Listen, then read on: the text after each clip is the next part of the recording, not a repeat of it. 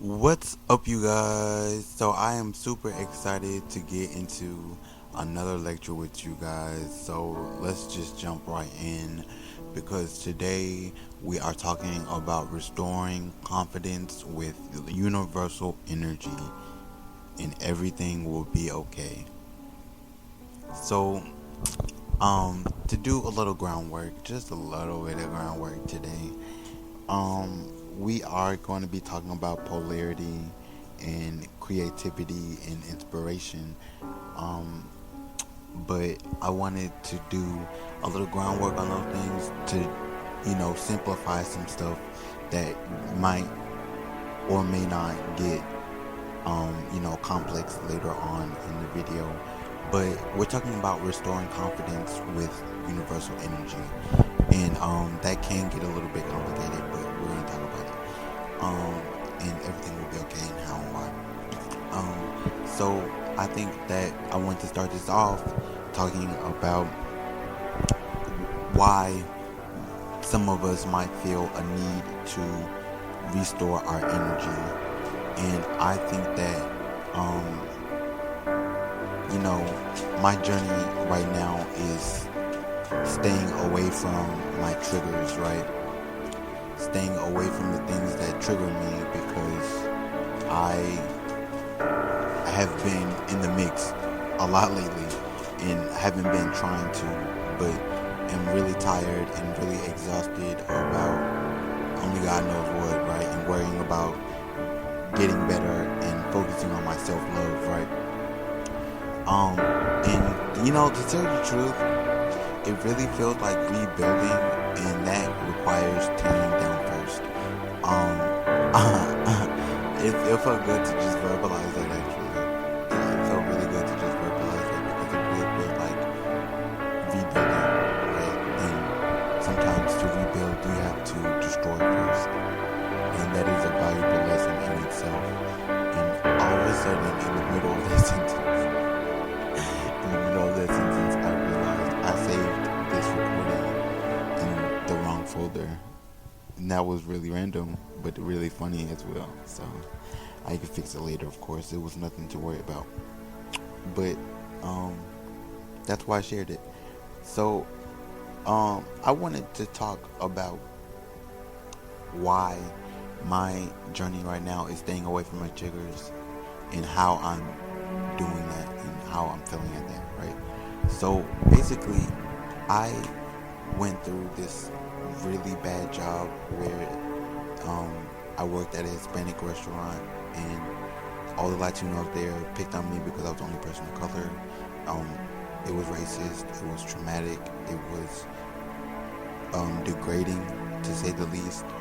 Even though it felt like a lot of other things, it very much so felt degrading. But I continued to work and do the best things in my capability that I could. And I think that, my confidence was shot regardless, right? I was the head of a team and didn't have authority. Um, I complained and asked for them to fix problems and asked for help, asked for days off for them to do what they can with me after sacrificing so much for this job, and they gave me nothing in return. They shit on my voice. They really shit on my voice until the end of their job, which is why I couldn't take it anymore and quit. Nobody cared. Nobody advocated for me. I lost my purpose during that job, regained it back, and lost it again. I had no loyalty at that job, but for some reason kept working like that. I told them often, not everybody has the privilege to just up and go from a job if they don't like it. A lot of people get stuck at jobs whether you know that or not, right? Because they don't have the privilege to just quit and get another job. It's not that easy for some people, and that is a real person's experience in life. And they don't get to degrade people like that because they just can't up and leave or treat them some certain type of way. But regardless of anything that I did or tried, my confidence was pretty much shot. So I am in a journey right now of restoring my confidence, and it's really hard and annoying. I don't want to, but that's primarily because I'm frustrated. Because I have to in the first place. I have always had really weird understanding of confidence when it came to self confidence with myself, because I think I learned a long time ago, the world did not want me to exist. The world was always going to work against me as a black male. The world was not for me. The world was not going to work on my side at any point in time. I learned that from a young age, and it kind of shot my confidence. So I figured somewhere along the line, hating myself was productive, and I got really addicted to that, which caused me to have a self-harming addiction, alcohol. I was addicted to drugs. I was addicted to you know, just that party lifestyle because it was numbing for me. And just doing a bunch of shit I wasn't supposed to because I wanted to feel something. And feel a rush was the only way to get it. So partying, and doing bad things with my bad things friends, really helped me feel something. And so, but regardless, even when I did stop doing it, when I grew out of it I got older into my teenage years, when I did stop doing it, first of all, I didn't feel anything. And, like it didn't have anything long lasting for me to feel. But second of all, I went straight back to hating myself. And I still, in some aspects, I guess, hate myself. Um, I because I have a very complicated relationship with myself. Being put on this earth and knowing that I was gonna get hated from day one. Why would I sign up for this? Why would I want any of this? At the end of the day, I didn't ask to be here. I didn't ask to be put on this earth. And everybody is struggling with something. Everybody faces their own challenges, but I did not want that. When I want to do big things bigger than me, bigger than what I could imagine, and none of it was gonna happen because I had to learn to let go. So that in itself also made me hate myself a little bit more. I was addicted to self-harming myself until I was 21. I just kind of grew out of it at that point, but I had been self-harming since I was 15 when I got diagnosed with anxiety. No, I had been quitting. No. I had been thinking about quitting, but I hadn't planned until I got diagnosed. And then about 4 or 5 months later, after I got diagnosed, I finally started doing it. And I was addicted to it until I was 21. After, I think, 3 or 4 interventions, having to go to counseling, having to literally be face-to-face with my principal over it, talking with teachers, being bullied over it. People actually were concerned, and I kept doing it. I hid it, pretended I got sober one time and hid it, and was still doing it. And then when I got 21, I just kind of grew out of it. But I have a weird thing with confidence, so that really put me in like a weird place because I definitely did not want to do that. I did not want to have to go through any of that relearning again, especially have taught myself to undo all that learning that I taught myself, or whatever it was that I had been taught, to undo some of that, and never actively did it or chose to do it. So it's kind of complicated with me, confidence, but I have been learning to receive universal energy, which is probably one of the best things that could happen in my life. I'm gonna have to, continue to deconstruct them uncomfortable places. I'm going to have to. So that's what a little groundwork. We're going to be talking about polarity, creativity, inspiration, and then later on in the video, we're going to be talking about advocacy and purpose.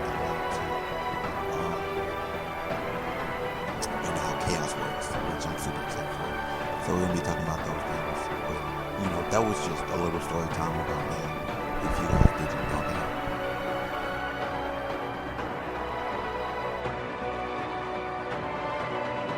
So, my first point is that if you want it bad enough to go get it, by any means necessary, then let that fuel you. And I think let the why fuel you is what I'm thinking right now. I think that it's important because you know you can't just let stuff stop you in this life, right? I had to learn that the hard way that there are going to be a lot of challenges, but more than there are going to be a lot of challenges, there are going to be a lot of things that you don't want to deal with that are a lot harder than what you think you signed up for. A lot of things that are, unnecessarily hard, right? But I think that you have to let it fuel you more than you let it put you down. That's how I got here. That's how I ended up with all the things, the accolades, all the goals being accomplished, all the accomplishments that I have, right? Because I let the challenges fuel me, right? And so I think that that is a good piece of advice, especially coming from me, with having such a traumatic childhood. I could have easily been like, well, I give up. I'm not going to do anything. I'm just going to contribute to the machine and work a 9 to 5 and sacrifice everything that I thought it was supposed to be because it's not working out no matter what direction I go in, no matter how much force I'm putting behind every single direction. And just let go of what I think my dream should have been. And I think that that's good advice that, you need to let it be the gas in your car, the gas in your um fuel, just let it fuel you. Because if you don't want it by any means necessary, you know, it will stop you. If you don't want it by any means necessary, then there will be people who do want it more than you, who are gonna swoop in and take it straight from you. So you need to want it bad enough, right? So I think for that, I think I was thinking in the context of confidence. I think that that is very peculiar, right? Because the thought process that we kind of expect versus the thought process of, wanting to fight for it, but not knowing exactly how challenging it could be or can get, right? In the context of, I think that it's interesting that a lot of people very, very much feel like eventually it gets handed to you. I feel like a lot of people think that there's only like one big wave to get over. No, it's not a mountain in the sense of climbing the mountain is the hard part. It's a mountain as in climbing the mountain. Every step of the way is going to be hard. And then when you reach that goal, guess what? You're not done yet because you still have other things to do. You still have to accomplish more. You still have to keep fighting for your spot. You can't, like it's just all of that compiled together. You have to come back down from the mountain, right? Unfortunately, that takes a lot of energy and effort, but you have to want it bad enough, right? And despite expectation, I think that, in some sense of confidence, right, in that context, I think that when you learn to wear it on your sleeve that you want it and you want it bad, creates this authenticity that can't be matched, right? It knocks out people who are just there to sell to you. It knocks out people who are using a gimmick.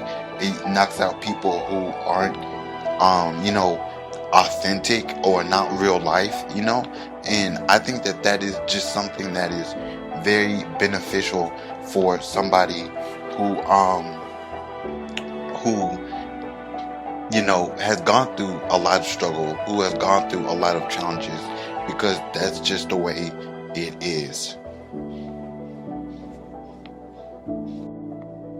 That being said, moving on to the next point is build up your own dream, but do it with systems and structures that you could replicate. Okay, so from this one, I'm gonna have to break it down, and I'm gonna have to break it down from the beginning, which starts with ambition, right? Ambition by your design. And I think that that is important because the structure is so vast, right? When you learn that you make up the system, the structures, the rules, basically, and you just are careful of how you put things together, that mindfulness ends up paying off, right? Which we're gonna get to when we reach the point of the video, the whole reason why I decided to make this video. But build your dream with systems, okay? That is the best advice I can give you. I think that when you have structure, it is very um helpful, but a lot of people can easily, leverage or see the balance of pros and cons of wasting time and energy when you do it. But I'm here to promise you that when you do it, you're doing it because you have ambition.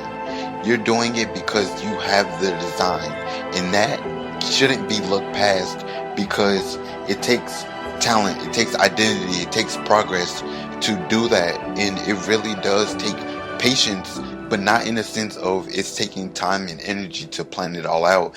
It takes patience in the sense of when you are building systems and structures, you're waiting for all your work, not just creating the systems, not just creating the structures to pay off.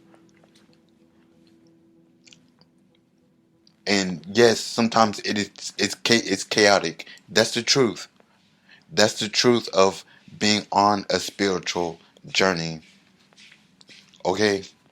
Is that sometimes, it's chaotic, but the truth is you can't control it when you do have systems and structures. You just are keeping better you're keeping better record of what works, what doesn't work.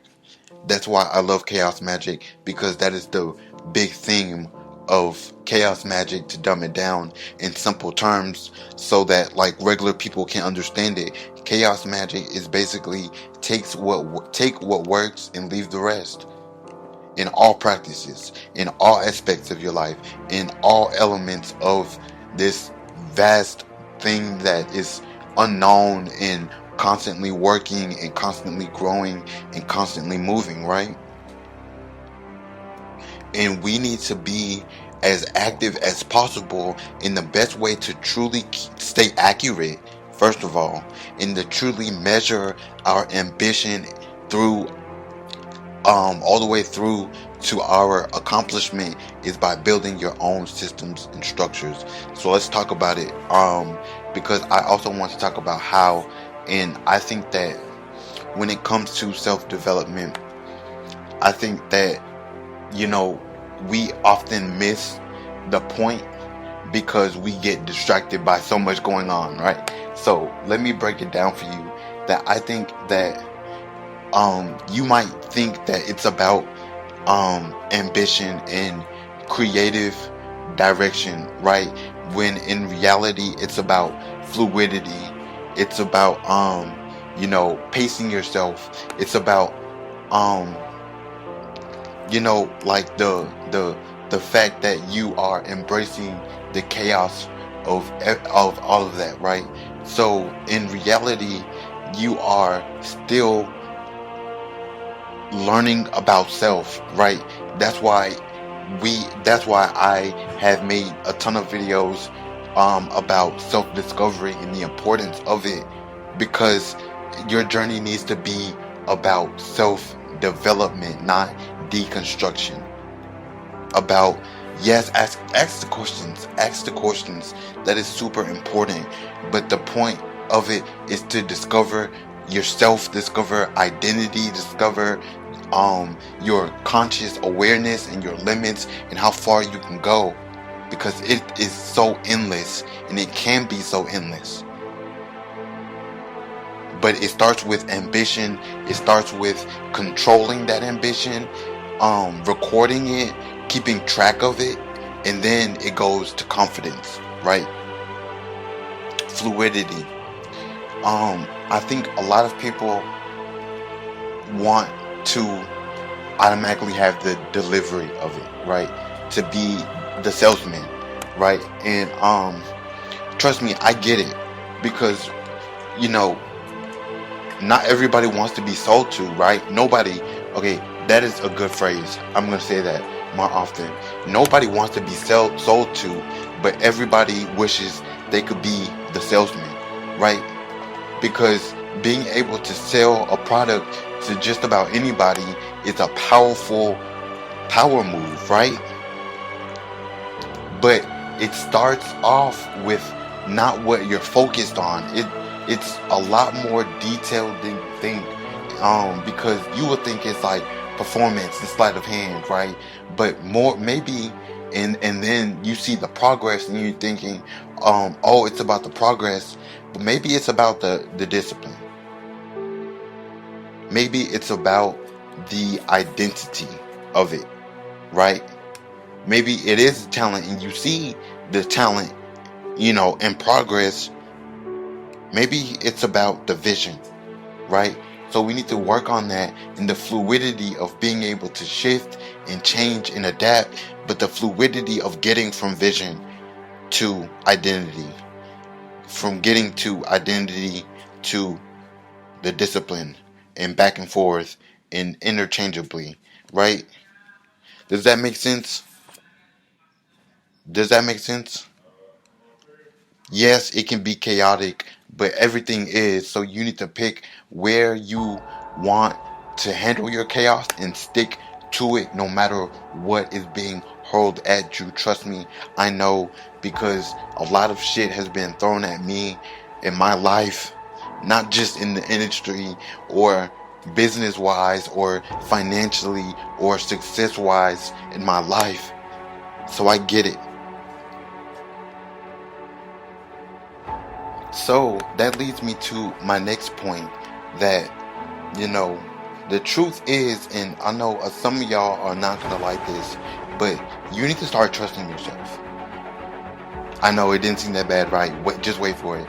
You guys need to start trusting in yourself, because newsflash, you are the one who signed you up for this, because you thought that you could do it. Okay?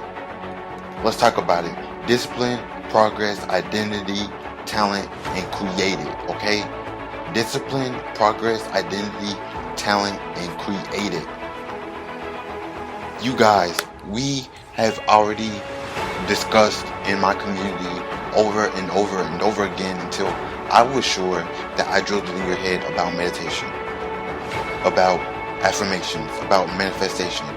Why? Because those are things of discipline in the New Age spirituality, in the practice that we practice. And what are you guys not learning?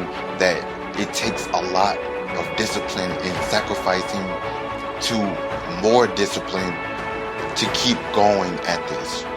If you want to be spiritual, if you want to awaken, if you want to have enlightenment, if you want to reach an awakening point, if you want alignment, if you want, to be conscious and to see with your third eye and to enlighten all your chakras, hello, it's gonna take a lot of discipline.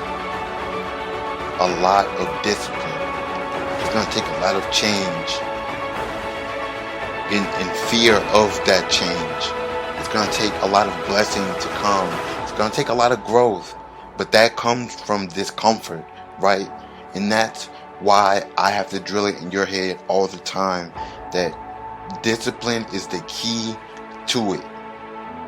And discipline is definitely, most definitely, the key to confidence, because, newsflash, you signed yourself up for it. You signed yourself up for it. What are you waiting for? Yes, it's hard. Yes, it's challenging. Go do something, then go do something that you can do. Just make the move in the right direction. Go. Go, go, go, go, go. I would encourage you to click out of this content, and if I inspired you to go do the right positive next step, if that enlightened you to do so, then for you to finish this video and then go and try it, but you're still confused. Go do the right step. Go do what you can do. As long as it's in the right direction. You signed yourself up for this. Why? Because you believed that you could do it. In the context of confidence, it reminds me of why I chose to start doing commentary, right?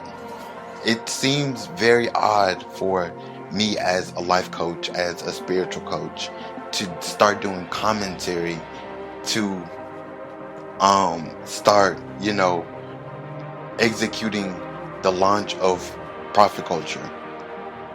Doesn't it?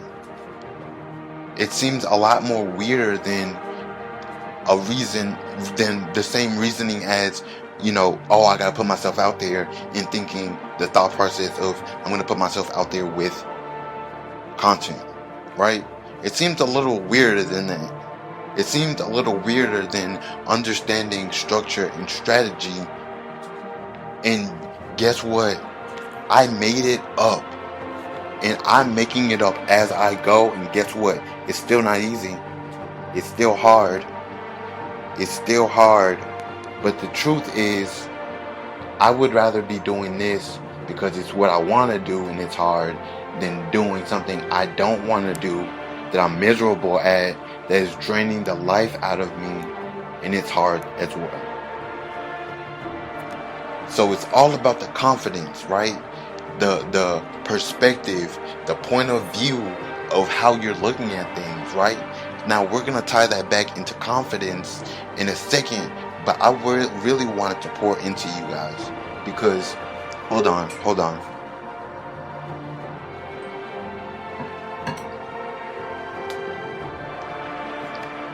Because I'm so sure that you guys are so confused who is in charge of your life in moments like that. In your spiritual journey too. Who is in charge is what you're asking. Who signed me up for this is what you guys are asking. But news flash, you are in charge. You signed yourself up for this. You are the one who believed that you could sow the seed to grow the tree. What is so hard about it? What is so hard about making up the direction if you are stuck? What is so hard about waiting to make the decision, waiting to make the choice if you are confused and stuck, right? Because you need to start trusting yourself. It's the problem. Now, in terms of confidence and tying that back to your spiritual journey as well, I didn't forget, you guys need to stop comparing. You guys need to get off the internet. You guys need to learn to actively rest. You guys need to learn how to take a break. You guys, and that comes from discipline to get to the progress, right? It takes discipline before you get to the progress. What is the progress? What is it? Because I know 100% for a fact my answer is different from your answer, because I'm going to say the progress is the ambition, the execution, the creative direction, right? And you're gonna say something different. And the crazy part about it is we're both still gonna struggle the same.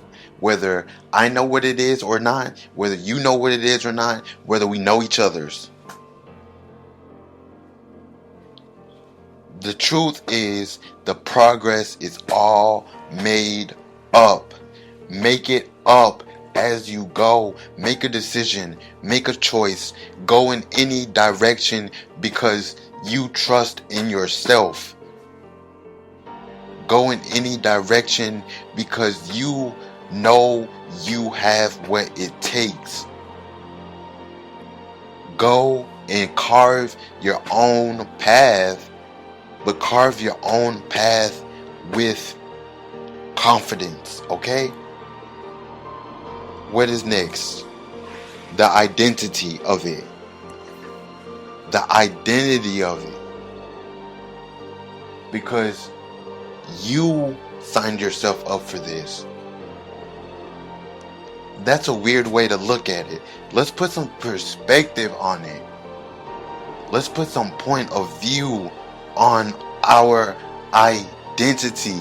Please, I am begging you guys all the time to just put a little perspective on your identity. To just put a little point of view on your identity. It's so easy and it's so powerful. So easy and so powerful.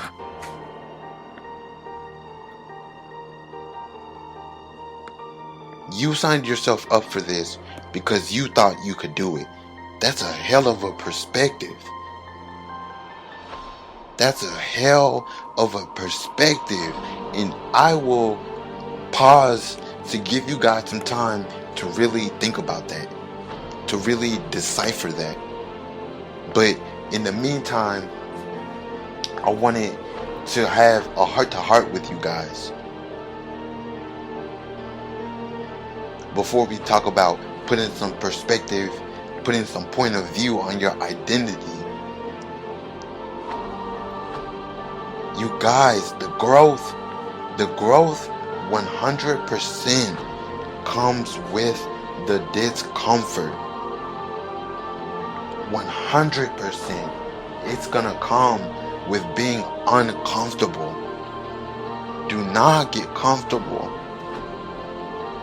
Do not find comfort in sitting still. It does not benefit you.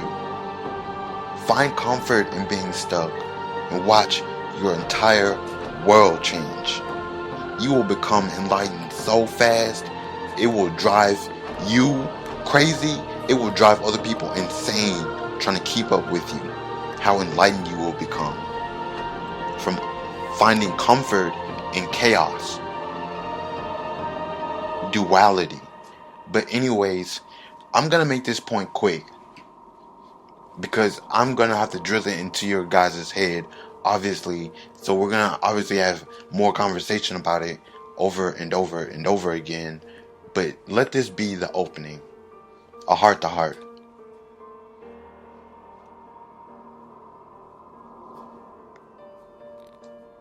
Because we all want our passions to breathe, right? To have space, to have safety. But we need to be moving and working and building ethic throughout as much of our spiritual journey as we can, through letting our passions breathe themselves. Why? Because the passion is what's gonna breathe into you, and you will be the first person to get your hands on your passion. And I'm gonna wrap it up after this. You're gonna be the first person to get your hands on your passion and watch it die, long before anybody else tries to, gets to wrap their little grubby hands around your passion, around your dream. Why is that? because we don't have the confidence in the passion itself. We have passion. We have confidence. Sorry, let me start over. We don't have confidence in the passion itself, but we have enough confidence in the dream, the distance, the destination, the journey, but not in the passion. When the passion is what's gonna breathe life into you. But anyways, let's move on to the next point. So I think that, with this next point, we need to understand, first of all, that, changing direction is not failure, it's growth in reality. We need to understand that there is a such thing in our spiritual journeys as having to put ourselves out there. That, we need to be taking care of ourselves while simultaneously building up our community, pouring into each other, caring about something, right? Anything. But my next point, all that to say, is about build what's worth it in the process in your spiritual journey. And I want to get into your life as a play on words, but I think it's a little too soon for that. But we'll talk about essence, right? So I think that when it comes to having a presence, how to have a real presence in your spiritual journey, which is what we all should want, right? It's about building what's worth it in the process.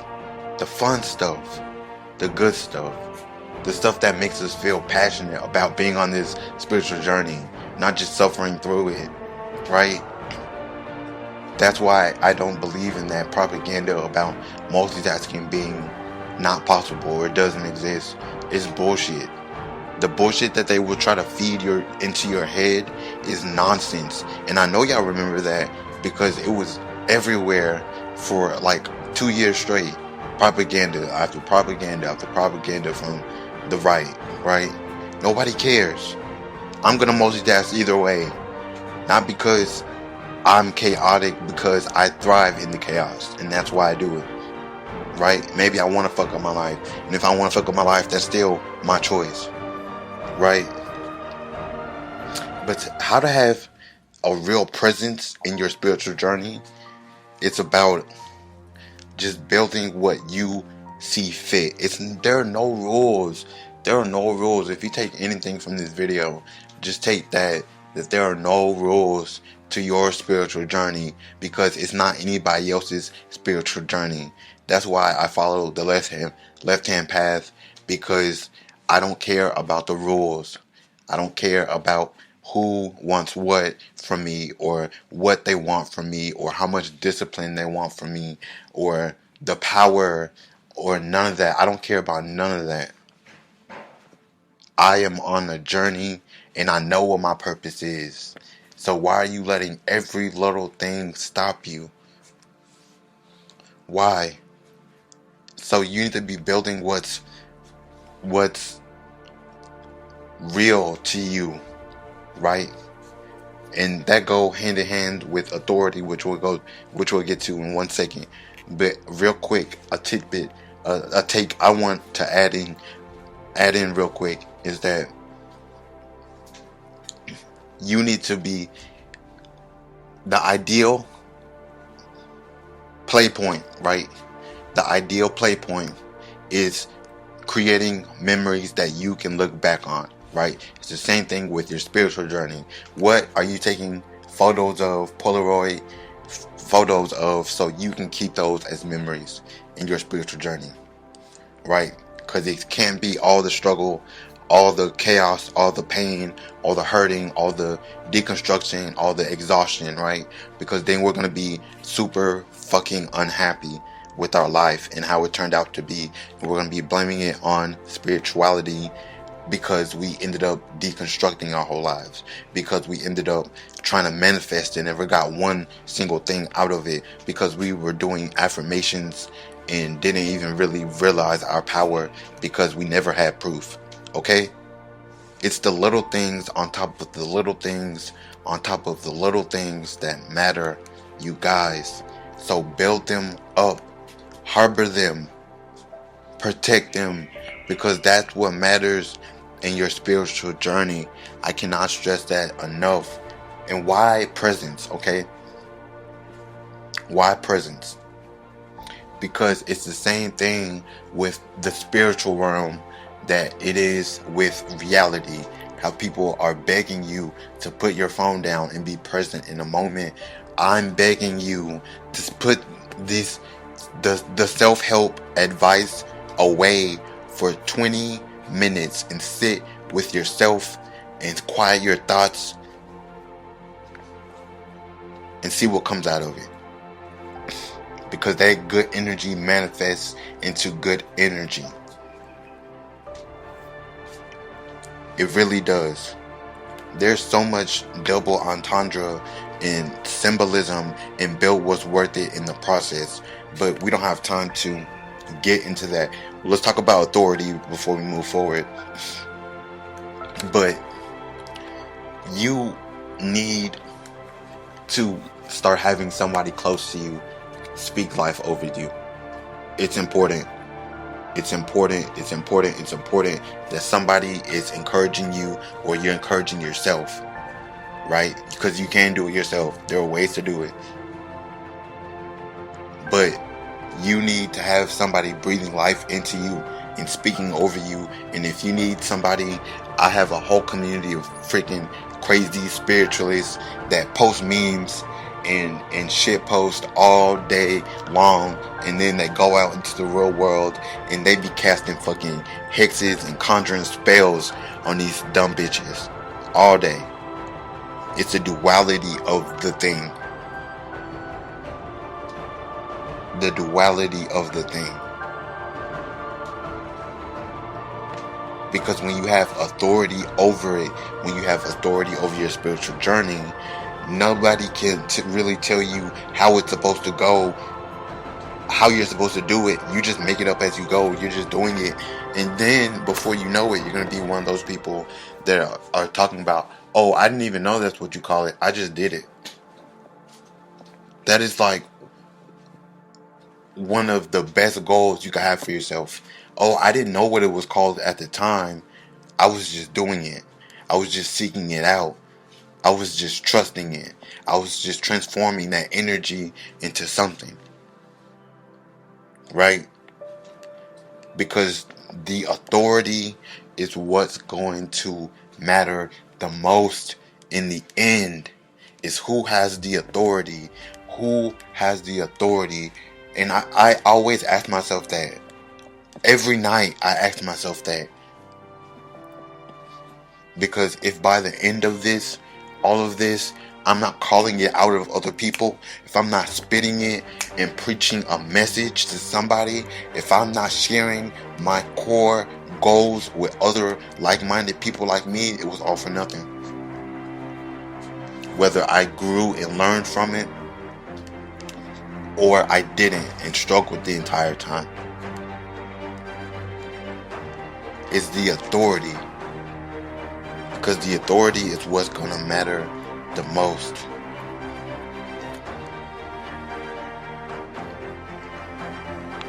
So I wanted to, on that note, talk about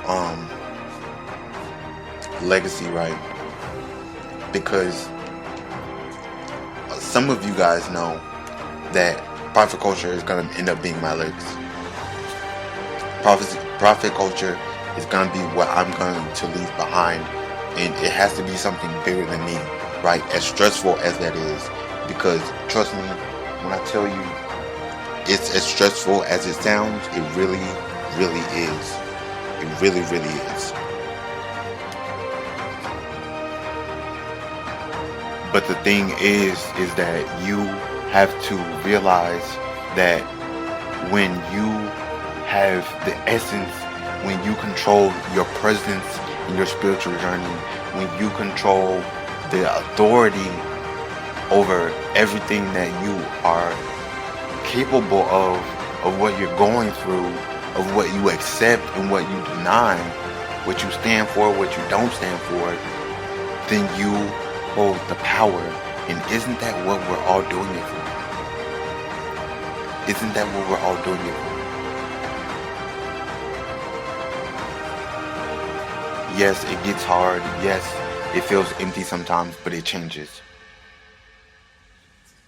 Yes, sometimes we're not aware. Sometimes we forget the passion of it. But you guys, if y'all take anything out of this video, please hear me, because this is so important that you create the passion for the dream, not the dream already holds the passion for what you want in life. Go chase your spiritual journey. We live in a time where we are free to do it, where we don't have to hide, where we can, you know, be like-minded with like-minded people and feel free to go do it. I encourage that. But if you are not building something that you can be grateful for, in the end, you're gonna resent it. You're gonna resent it. And that's the last thing I want for you.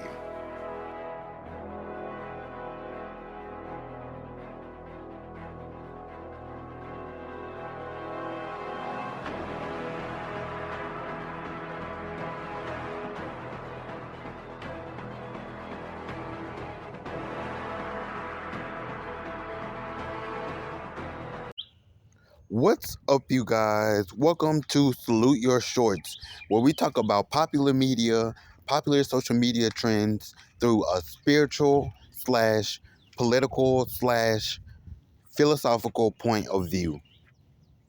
Let's get started with today's video. And today, I'm going to say it.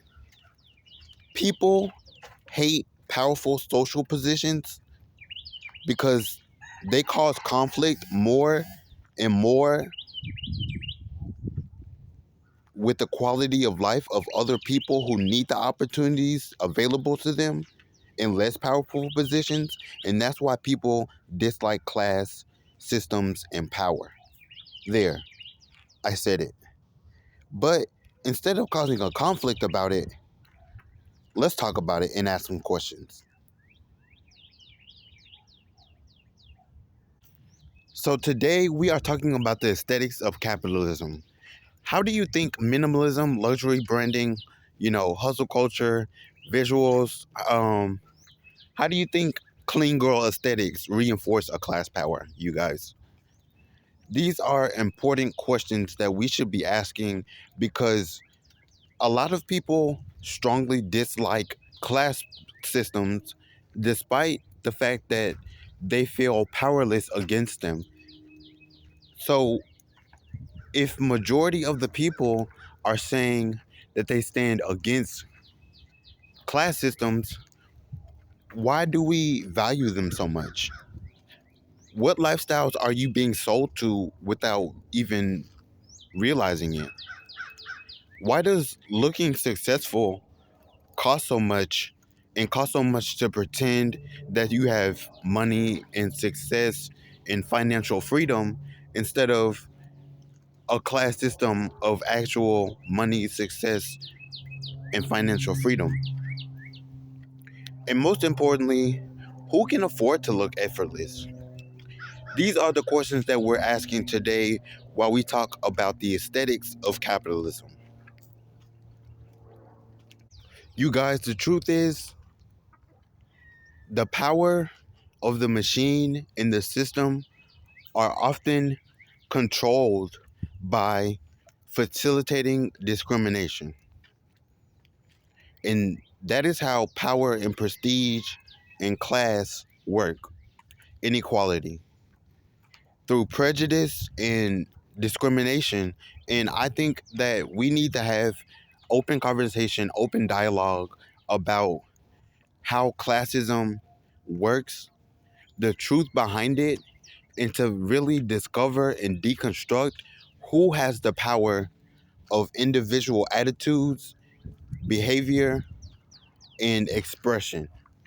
Because I think the reality of it is they want to confuse you and make you accept your place in the world of power without helping you understand your voice.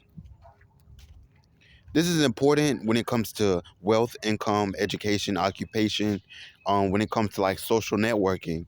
Um, but most importantly, we're here to talk about the impact on, the things that are important to every individual person, like their own health or their family life or their education, right?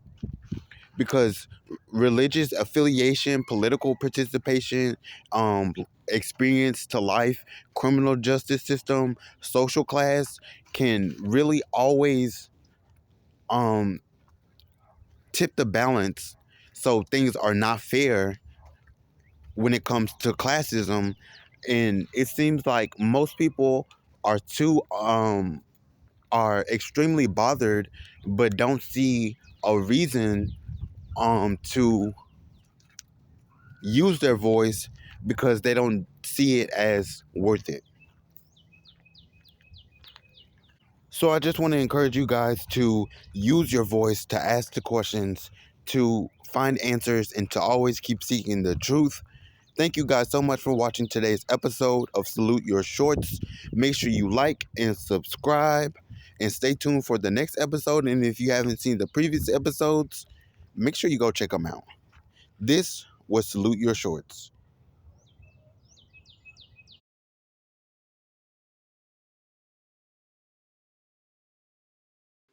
So, as some of you guys know, last Saturday I decided to organize a protest. And today I wanted to make a video letting you guys know how it went. Now, before you judge me, let me explain this mission because this was not just any protest. This was about public decency.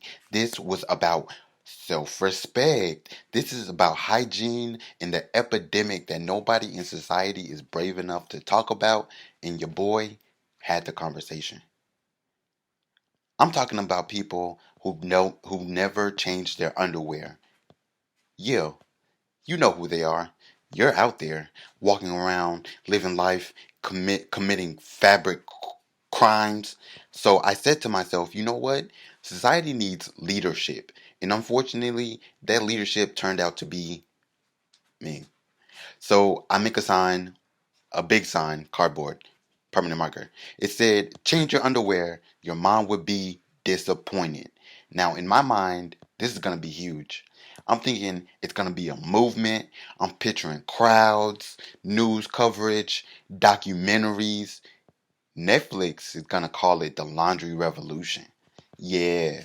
So I go down to the park, set up my sign, take a deep breath, and start my speech.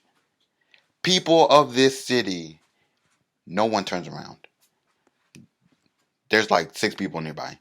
A guy walking his dog, two teenagers eating tacos, an old man feeding pigeons in the background.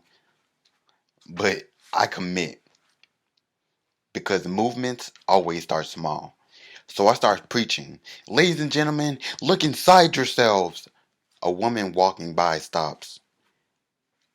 Hope begins to rise. Ask yourself the question, when was the last time you changed your underwear? And she immediately walks faster. Which I consider a victory because guilt has entered the chat.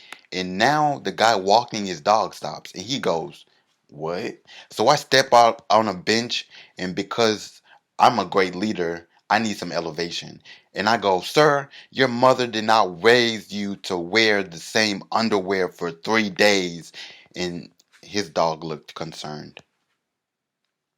That man looked like he regretted leaving the house. But I continue because momentum is building. Imagine your mom walking into your room right now. Imagine her disappointment. Imagine her holding a clothespin on her nose. The teacher eating tacos is now recording me, which I think the message is spreading. Little did I know They were posting it on TikTok under the title Unhinged Underwear Man. Yeah, found that when I got home. Now a small crowd begins to gather. And by a small crowd, I mean like 8 people. But revolution has to start somewhere, with nothing less. So I raise my sign and shout, this is about accountability. This is about fabric hygiene. This is about the elastic waistband of justice. And now that old man is in the crowd. And he goes, son, are you okay? And I say, no, Siri, I am not okay. Because somewhere in the city right now there's a grown adult wearing Tuesday underwear on Saturday, and the crowd starts laughing, which again I interpreted it as support. So I lean into it.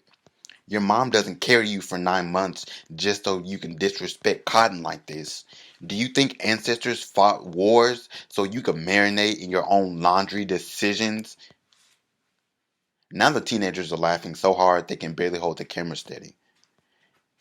The dog has laid down because the dog knows the protest is going nowhere. And then the moment happens. A guy in the back crowd raises his hand like we're in a classroom and he goes, bro, are you telling people to protest their own underwear? And I say, yes, this is a movement. This is personal responsibility. This is laundry awareness. And the guy goes, you could have just tweeted that. And honestly, that hurt. Mm-hmm. Yeah. But suddenly I realized something. Nobody here thinks this is a protest. They think this is a mental health episode with cardboard. And right as this realization hits, the park security guard walks over. Now the security guard looks at my sign, looks at the crowd, looks at me standing on the bench screaming about underwear, and he says, sir, what exactly is going on here? And I say, sir, I am fighting for basic hygiene. And he nods slowly, like someone who has heard stranger things, but not by much. Then he said, sir, you're causing a disturbance. Now, I try to defend the movement. This is peaceful. This is necessary. This is the Underwear Accountability Initiative. But he just sighs. Sir, please step down from the bench. And just like that, the protest ended. The crowd disappeared. The teenagers uploaded that video.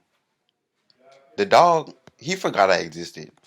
And I walk home carrying my sign like a defeated revolutionary. But listen, even though the rally failed, even though society laughed, even though I was labeled unhinged, if even one person in that park went home that day, opened that drawer, and chose a fresh pair, then the moment was worth it. Because somewhere, a mom out there is slightly less disappointed.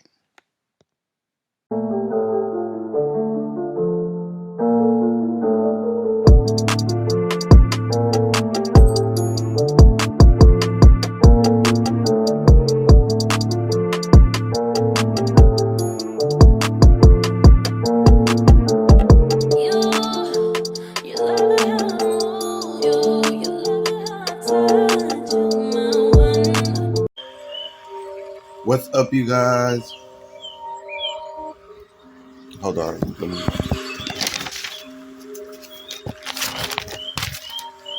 What is that? Oh, wait. Damn, but I need that. Hold on. Sorry, I put you down. Okay. What's up, you guys? Now I need this and that. Okay. What's up, you guys? What's up, chat? Oh, hi, Amara. I see Amara's in the chat. Jacob's in the chat. David's in the chat. Michael's in the chat. What's up, Michael? Mikey. Uh,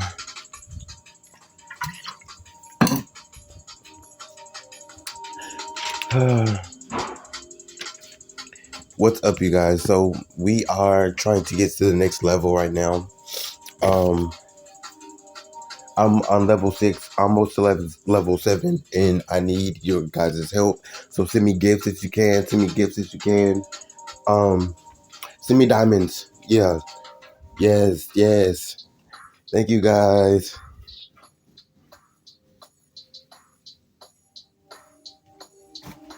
Is the music too loud? You guys have to let me know.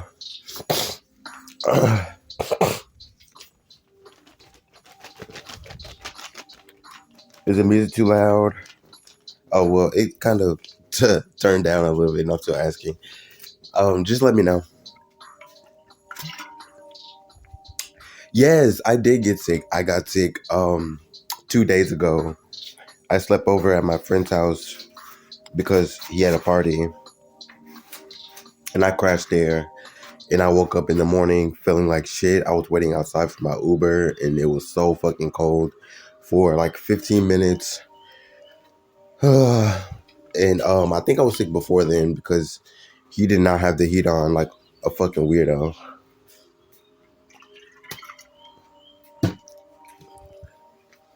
So yeah.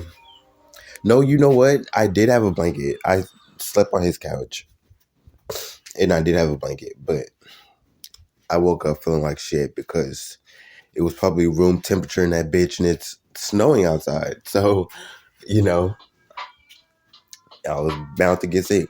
Either that or one of my roommates here had it, and because they're all sick too. And I didn't give it to them because I was the last one to get sick. Thank you, thank you, thank you, thank you, thank you.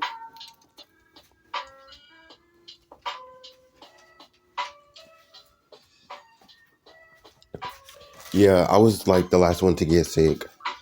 I mean, everybody else is still getting sick, but that's because everybody else is sick, right? Thank you for the diamonds.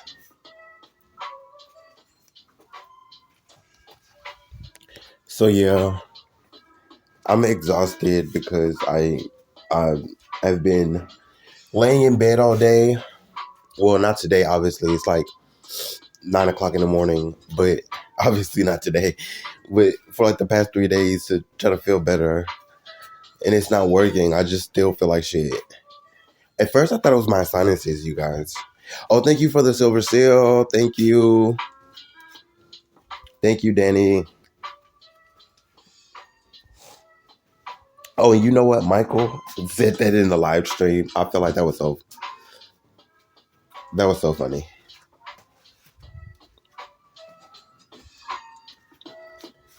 Yeah, we sure did. Yeah, they were giving him all kinds of silver seals.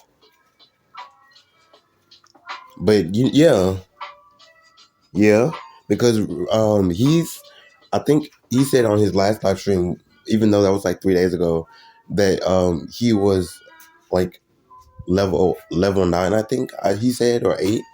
And he was trying to go up a level, and he ended up going up like 2 levels.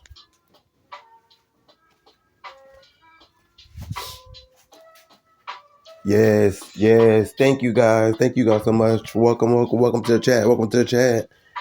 What's up, you guys? What's good?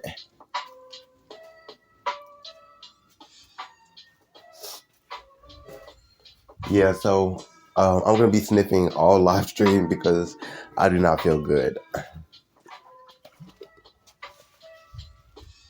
Yes, I'm on level 6, so he's a level higher than me. I have been trying to get my live streams up, but I have a hard time focusing when I'm sitting still, when I know I have to sit still, because I don't want to sit still all of a sudden.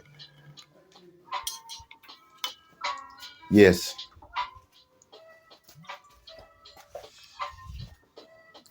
Oh, hold on. Let me block you. I do not want you in my chat, bro.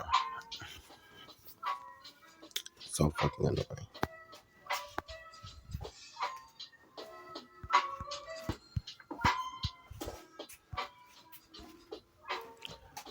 Yeah, you will get kicked. You will get kicked out of my live stream because you were talking shit. give a fuck about nobody talking shit on the internet. What the fuck? A faceless profile. What the fuck? Fuck out of here.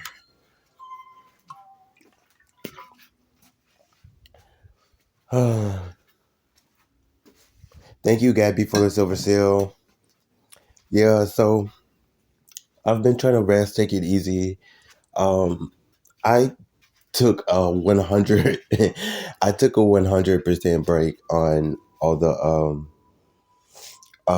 work and all that because I don't know, my brain was kind of fizzling out slowly. So I was just like, why try? Why even bother wasting my, time and energy?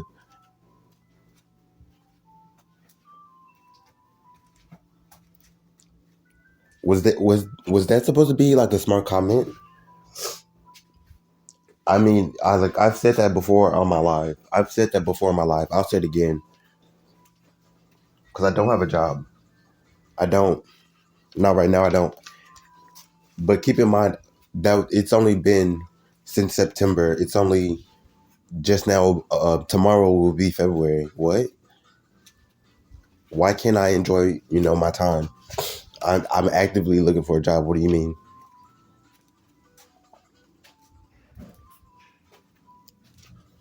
What does that mean? Thank you.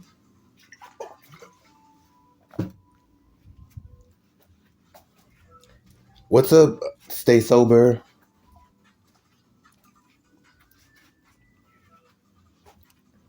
What's up, Tyreek? What's up, you guys? Sorry, I'm not gonna do that. But yeah, I said that before in the live. I had to quit my job. They were racist. They were racist. They got on my nerve every day, and I worked the hardest. I was the leader of my team. I trained everybody, and they treated me like shit. How were they gonna treat the people on my team? That's what I was worried about. I was not worried about them treating me like shit. It's a job. Everywhere will treat you like shit if you let them. That's the way life is. My thing is, you're not gonna have me be the leader of a team treating us all like shit, and they're looking to me about it. No, nope. Because I didn't even want to be leader of that team. What are you talking about? I trained all of them, and everybody was so fucking disrespectful to me, so I had to quit. But I don't get why you brought that up. I never even said that. No, like I never mentioned that on this live stream. What are we talking about?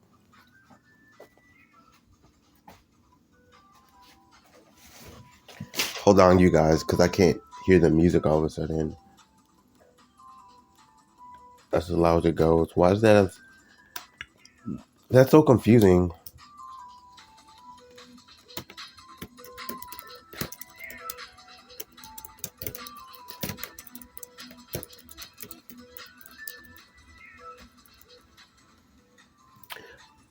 I don't know. Like 1 minute it's too loud, I feel like, and then the next minute you can't hear it. Like I don't know what's going on. But the first like two times it happened, it was just in the same songs. This time it's a different song, so I can't hear it.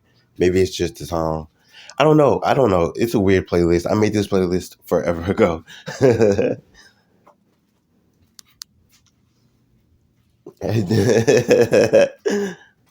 Oh, thank you. Yeah, I did make this playlist a really long time ago.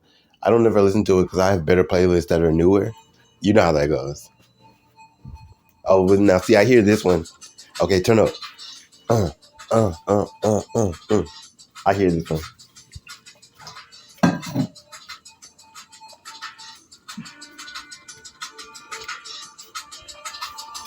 Uh, okay, you guys. Let's get a box. I need a box. I need Can someone send me a box and then I will start the live stream. I need a dragon too. So send me a dragon, you guys. During when we start. Not don't send it right now though. Don't send it right now though. I need a dragon. I need someone to send me 7 boxes. Thank you. Thank you, John. Uh, Hi, Tiffany. Hi. You have not been on live stream in so long. Hi. Are you lurking in the chats? Is that what you're doing instead of live streaming? Yes. Why are you not live streaming? I love your streams, girl. Oh my god.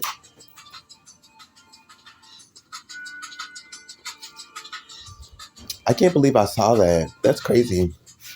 Well, hi, Tiffany. Thank you, John, again for the box. Come on, you guys. I need the boxes, the boxes, the boxes. Let's go, let's go. So I can start this stream. Am I ready? Are you ready? That's a good question. Let me see which one this one just so happens to be. Yeah, this is it. Yeah, I'm ready. You see how to check first? Thank you, guys. Okay, we got 2 boxes. Starts with 14. I need 3 more people to send me boxes, you guys. Oh, thank you for the gift. Thank you for the silver seal. Thank you for the thank you.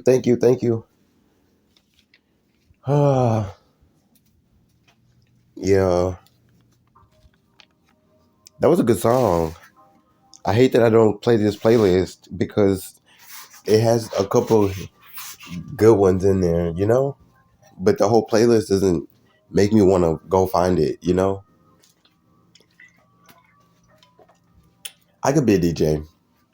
I could be a good DJ. I could be a good DJ and I'm forgetting my playlist. What? What?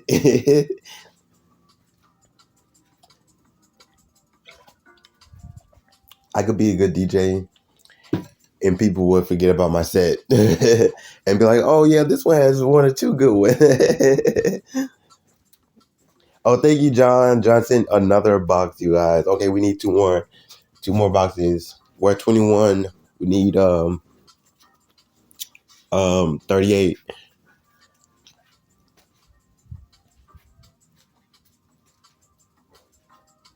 28. Sorry. I said 38. Did I say 38? I feel like I didn't say the right number. All of a sudden my brain was like buffering. I was buffering. Tiffany, oh my god, I cannot believe I saw you. I can't believe you're in my chat. Who else is here? You know everybody's gonna see you. You have not been on live in like 2 weeks. It's been like a fucking month. Oh my god. Tiffany, you need to go back on live, girl. I love your live streams. Oh, you're redecorating too, anyways? She said she was redecorating anyways. Oh, yeah. You guys know I don't have a set spot to live stream anymore. Not since I got up and I got used to just walking around and bullshitting. Yes. Okay. So thank you for the box. Thank you, Omar. I can't read apparently. Oh, thank you, Omar. Shout out to Omar. He sent the last box because John sent 2 boxes, and Omar saved the day for you guys.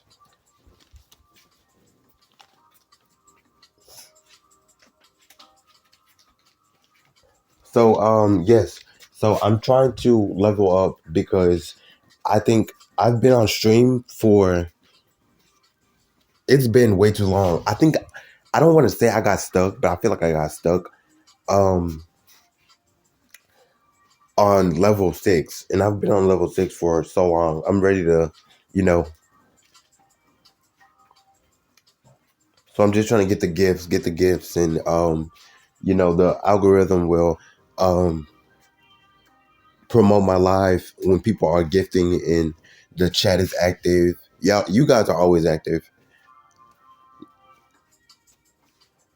No, I actually scroll upwards. You know how like if you're at the bottom, the chat will move. I scroll up just a little bit and so the chat does not move, and I'll scroll when I'm ready. I'm pretty quick at it. That's why I can do that. But a lot of people might just accidentally, let it sit there or forget to scroll up every now and then. I'm pretty active with it, so I was like, scroll up. Thank you, guys. Thank you for the sales. I mean, scrolls.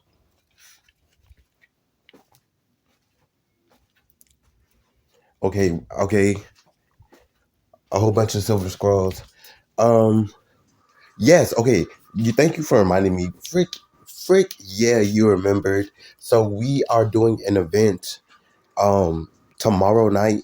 The look at you being on point. I fuck with that. I fuck with you. Um, we're doing an event 2 nights from now at 7 on live stream. So you guys should come through. It's gonna be a great panel. Make sure you guys get your gifts ready. I want you guys to not worry about me, but worry about Michael. Is Tiffany gonna be there? I don't even know if she's still in the chat. Oh yeah, okay. So yeah, Michael's gonna be there. Tiffany's gonna be on the panel. I want you guys to worry about them. Um, to gift Rami, because Rami is still on like level 3, and I really really want to support him. I'm gonna support him. I'm gonna support everybody on the panel, and I would appreciate it if you guys didn't focus on me, but help them out.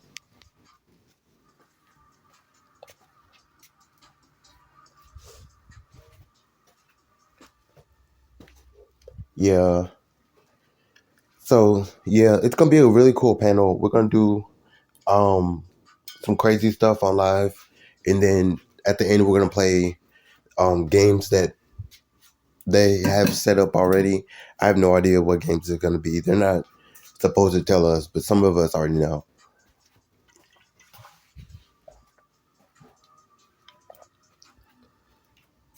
Yeah, it's gonna be one of the 5 people panels, the seven people panels.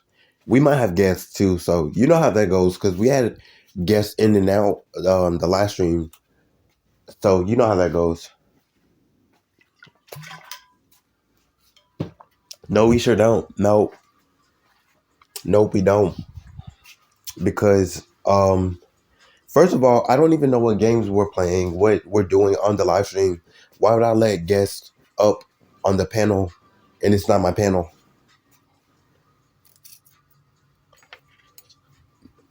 How would I even do that?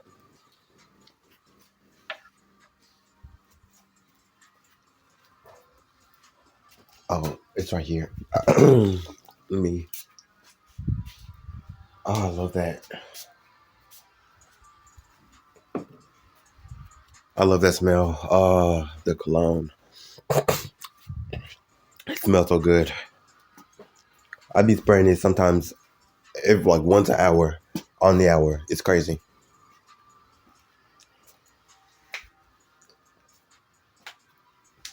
Hell yeah, I waste cologne. Hell yeah, I do. Use it for what? I don't have a job. I'm not going to a party wearing this cologne. No, what the fuck? I'll get sweaty and hot and sweat it right off. It would not stay. That's dumb. Most of the time, I take forever to get ready anyways. I would just get out the shower and go. I don't have time. Then nobody's waiting on me, you guys. That's what y'all think. Y'all think because last time somebody was like, "Oh, you're not gonna do your makeup. You're not gonna do your makeup. You're not gonna do your makeup." No, you saw me doing my makeup. You saw what I was gonna do. You saw what I did. Like they're not waiting on me, you guys. They will pull up and then drive off without me, even if I'm like coming down the stairs.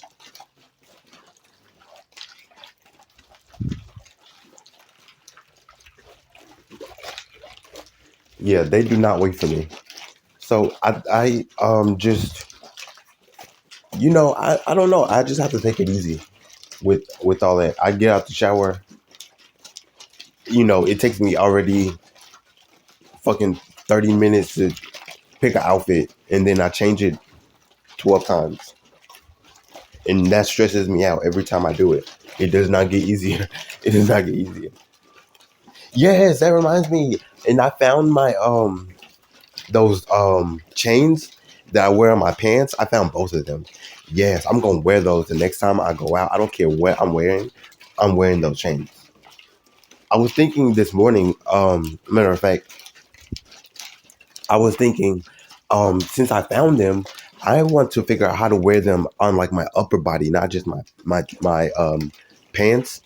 Cause yeah, they look cool on my pants, but I wore them I think twice already, and they were just clipped to my pants. I want to figure something else out. I'm gonna make that shit a shirt. What are we talking about? And I went back to that store, and they are so expensive now. Those those pants, though, I think they're like, you know what? Now that I think about it, I think that they're like dog, like those chains that you walk a dog on, and they're just like the metal chains, you know, like the really cheap ones. They're so expensive now at that store. I'm so glad I got mine before they got expensive, especially because I can't afford it.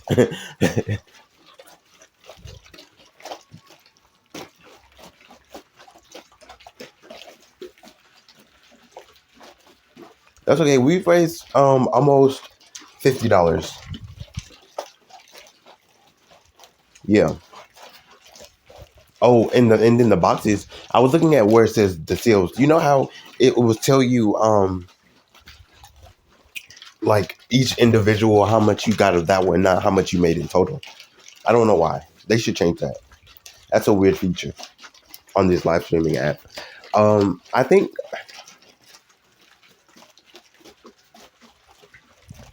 Oh well. Oh look. It okay. So it does tell you a total. That's what I was looking at. It's like really little. I can't see it. But yeah, we almost made it $50. So I will get that. Oh, sorry. So I will get that literally I think on the 6th. So in like a week from now.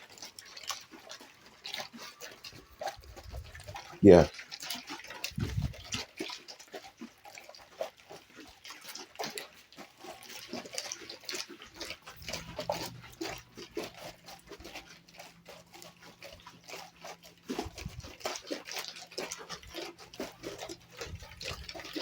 Hi Rachel. Welcome to the chat. What's good? What's good? How are you? Oh, thank you for the heart emojis. Um,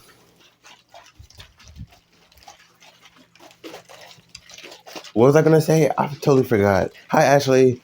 I saw that they are trying to make the where you can like cash out all your coins, your diamonds, to what else is there? I'm sorry, my brain is so everywhere. What else is there? There's coins, diamonds. Oh, and your star. I don't know because I haven't gotten that far. The star coins. Is it like star coins, you guys? Who here is on that? Is on a high enough level for that? I want to know.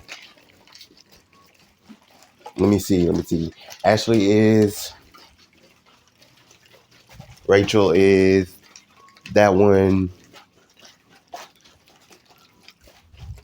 1991 Queenie is. Okay. Period. Hold on. Period. Let me. Okay. Um. Because I'm not sure. I'm not that far yet. But they're trying to make it to. I saw that update where they're trying to make it the 15th and not the 6th anymore, where you can get your money. I'm like, I hate that. I low key hate that because I feel like if they move it once, they're gonna start moving it a bunch of times. Yes, the music is still on. Yeah, I feel like they're gonna start moving it.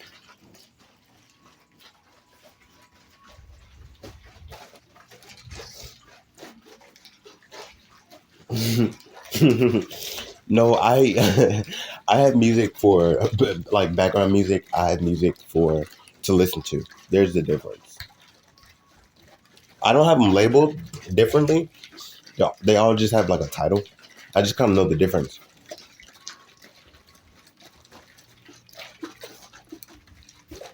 Thomas said, "How many playlists do you have?" I have, I think like 120. I think. Oh, 119 because one of those playlists is like it was like a recommended playlist, and I went through and saved each one so I could listen to it again. Ask me how many times I listened to it. No, literally, I listened to it like once, and I was zooming through it, skipping songs. It was a good playlist, though. That's why I saved it, but I just never listened to it. It was like house music.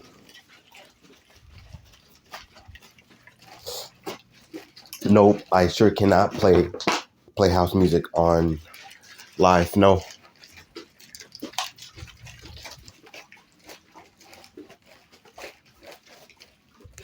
it was fun though.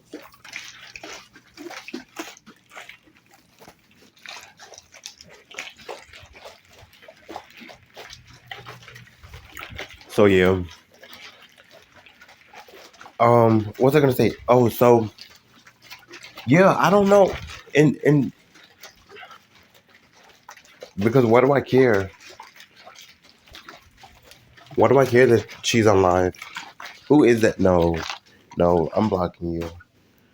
I'm gonna kick your ass. Wait,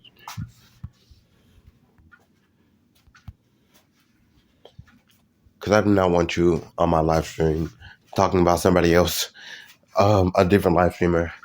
No, we're talking about me right now. Be for real. Someone said BYOB. Yes. Okay. So you guys, we are having an event 2 nights from now. Make sure you guys are coming and ready to give. I was saying earlier. Sorry. I was saying earlier that I want you guys to not focus on me and gifting me. I want you guys to focus on everybody else on the panel. Rami is only on level 3. He's trying to level up a lot quicker.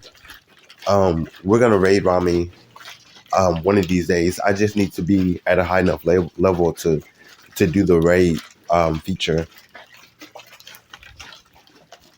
Yeah, Michael is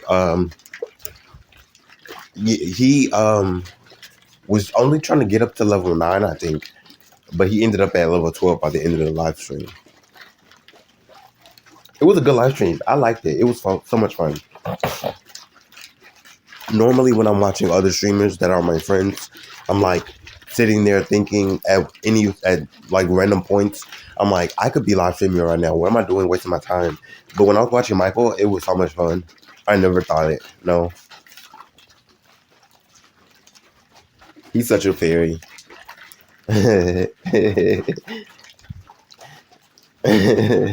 Yeah, he's such a fairy.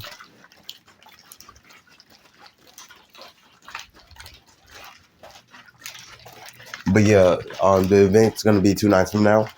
It starts at I think 7, and it's gonna be until 9, and we are going to do crazy stuff on live. We're going to play games at the very end, and we're gonna do challenges.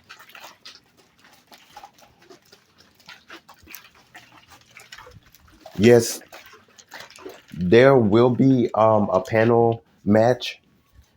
I think it's gonna be a 3-on-3, and then we're each gonna like choose the person that we want to versus. Yep, yep, yep. Hell no, no. I'm actually. You guys will see when the live happens. How about that? And we'll do the panel match then. Yes, but okay, but see, that's the thing. I was saying earlier, I don't want you guys to worry about that or the panel match or the panel match.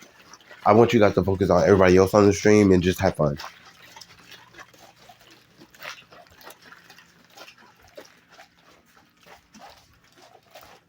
Yes, I know you cannot hear the music. I can't hear the music. How would you be able to hear it? You probably hear my water bottle.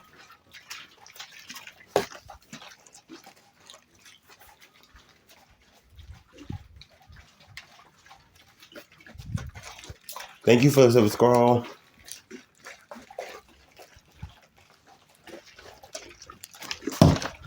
Yes.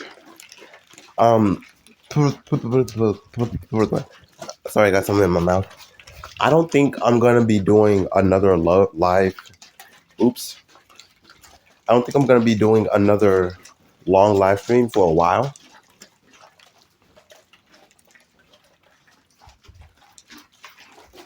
No, it doesn't really help me. That's why.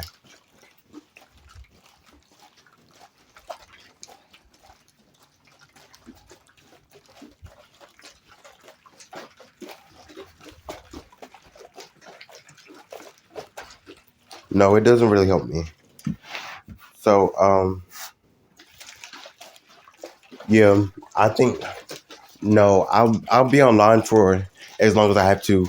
Recently, and probably for like the next 2 months until I get a job, because this is what's supporting me right now, and I really really appreciate y'all's gifts, but I am broke and a half.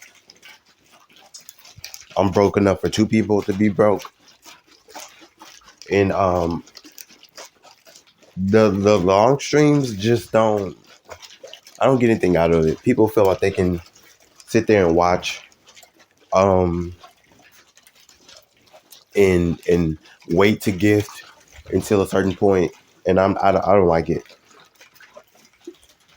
If people were active the entire stream, of course I would, but I think that's only because I'm only at like a level 6 right now. We're almost to level 7, you guys. I'm not getting off the live until I get to level 7 because Michael is on level 12. Tiffany's on like 15.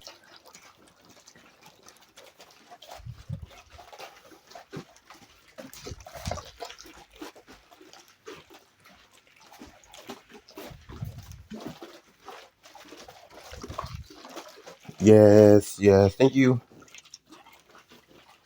Thank you for a diamond. So, yeah, I'm trying to, reach my goals. I I'm getting help with my rent, but I still need money for like groceries. I need to eat. I need to pay my phone bill too. I don't know how the fuck I'm gonna do that. Because I barely figured it out the past 2 months.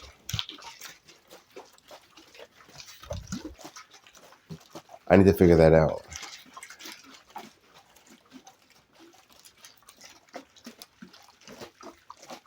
Hi, Kevin.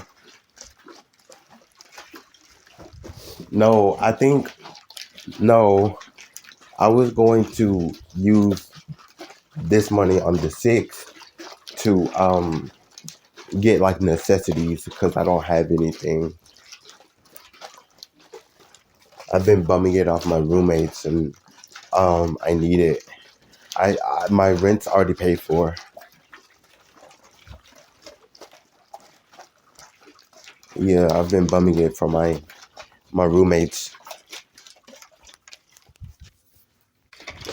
So yeah, I'm staying on live until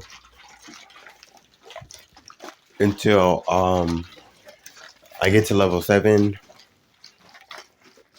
I just was doing the gifts for fun. For fun pretty much. But that little bit of money is gonna help a lot. I really appreciate it.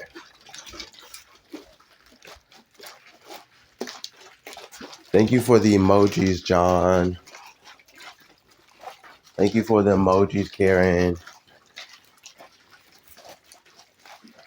Thank you, Queenie. Queenie sent me a sale, you guys. Thank Queenie. 1991.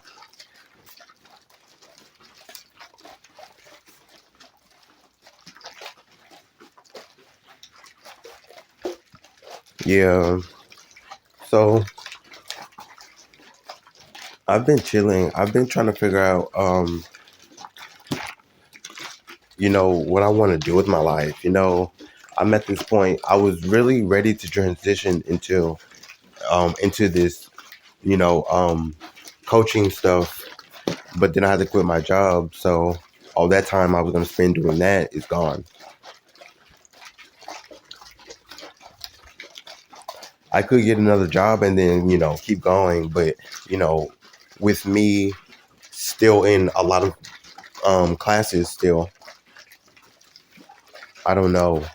And plus you have to think about the fact that, you know, um, I was doing deadlines while I was working at that job, and then I was going to quit as soon as I got to my end goal. Now, if I get another job, it's going to be a totally different end goal, different deadlines.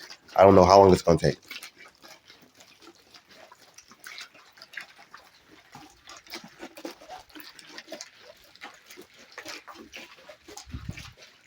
I don't know how long it's going to take. But uh, I don't know. I'm trying not to stress about it. I should be glad I don't have a job right now. I should be glad. But especially because that job really pissed me off every day. But I don't know. I'm still just so stressed about all the little things. I can't afford nothing I want. And then every time I do something like coaching, every time I do something for my coaching stuff, I feel like I could be working on the fact that I could be transitioning into this, so I don't have to get another job, right? But the idea of me finishing all my classes and graduating and scaling my brand and not have to get another job is not possible. That's not possible. Especially if I want to start a coaching firm one day or like an agency.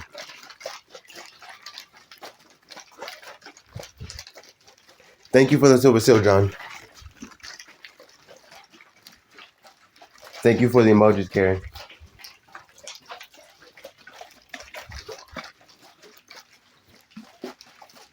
So yeah, I don't know. I'm just not gonna start.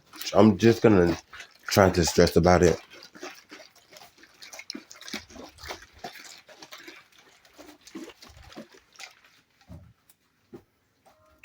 It is a lot, but the more I stress about it, it's not gonna fix anything. It's not gonna fix anything.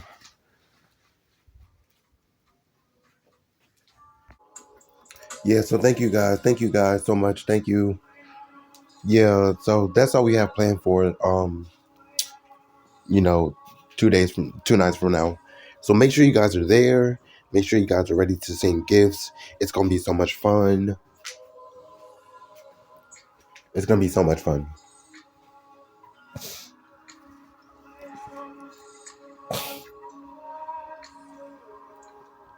So, yeah, I think.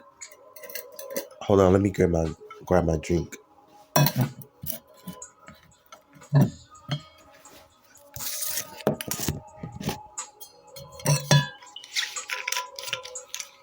Yeah, it's gonna be so much fun, you guys. 2 nights from now. 2 nights from now at 7.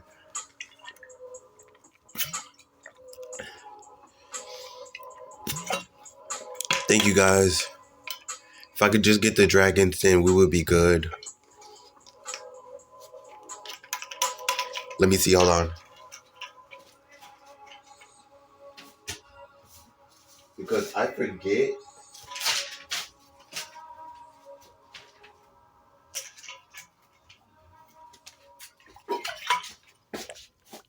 I forget.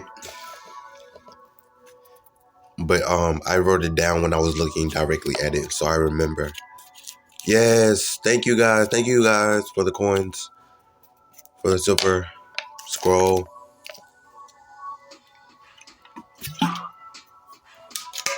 Yes, thank you guys. It was so much fun. Yeah. I think Danny started it and we had been doing it on his live stream. the panel for, I think I came the third week. And I've been doing it ever since. We've been doing it for like 7 months. It's so much fun. And then we moved to Michael's. We do it on mine rarely. We don't do it on Tiffany's. But yes, it's so much fun.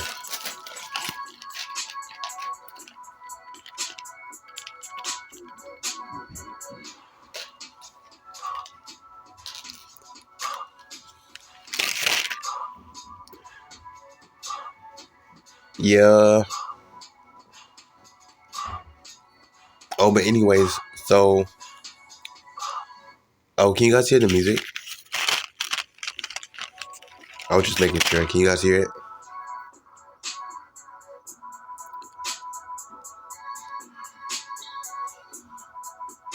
I was over there messing with it. I had to go to a different playlist. So I think next live stream, our goal is to get gifts, send gifts. So we're gonna try to send gifts to back and forth. I'm super excited about that. I hope you guys are there. Make sure you guys. Oh, thank you. Thank you. Oh my gosh, thank you so much. I hope you guys are there. We are gonna be sending gifts back and forth. Hopefully, I'm at a new level when we get to do it tomorrow. Yeah, it'll be. I see. I can't promise a set time, but it will be tomorrow in the morning. So if you get on in the morning, I will more than likely be on already.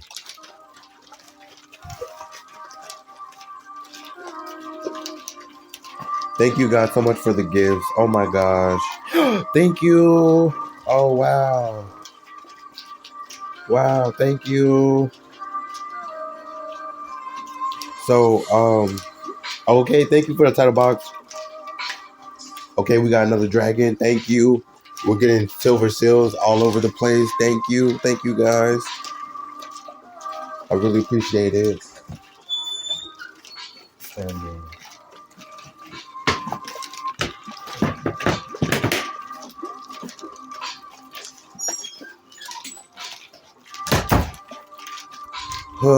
I've been tired. I think it's because I've been sick.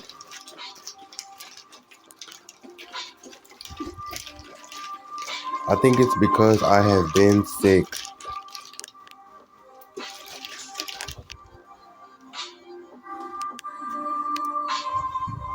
But I don't know. I'm not sure. I wasn't really. Well, I kind of was, is why I'm thinking that. I'm not really sure.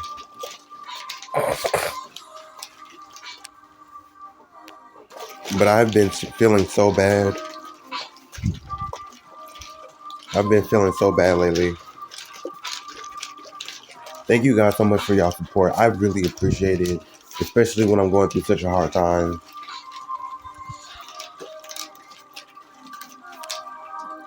I have a bunch of real ass fans on here. Thank you. Look, we're at 1,300. That's dope, bro. That's so dope. Thank you guys. Thank you guys so much for it. I appreciate it. I especially appreciate the support. Like, I can't thank y'all enough, bro.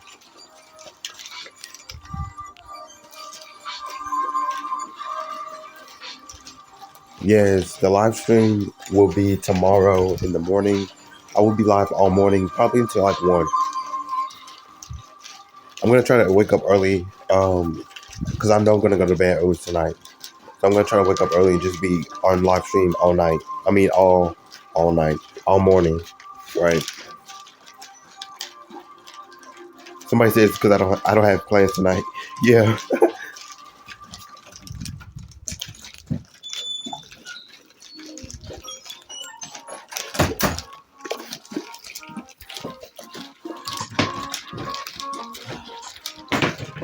This is a good song. This is what the third good song that was in a row. That's good.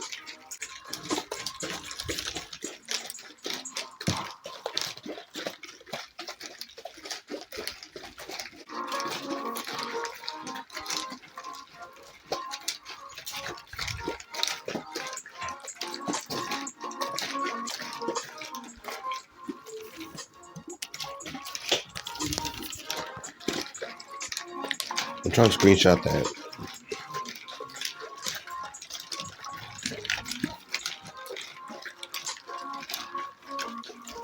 Chat is going crazy right now. That's so crazy.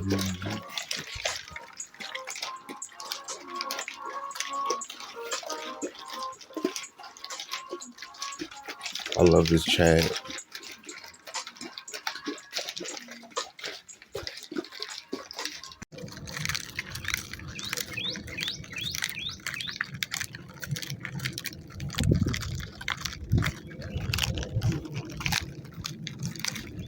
So yeah, that's not gonna have me tripping.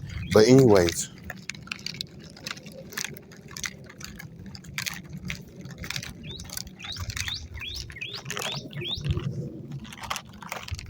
so I think that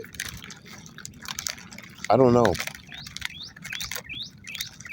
I think I can try to, push it on Twitter, on Facebook. I could try on Instagram.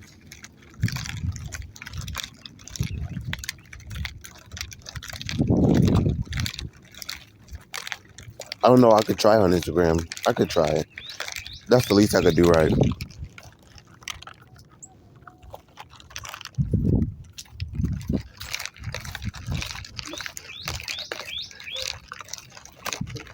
It's the least I could do because if I don't try, then I'll never know.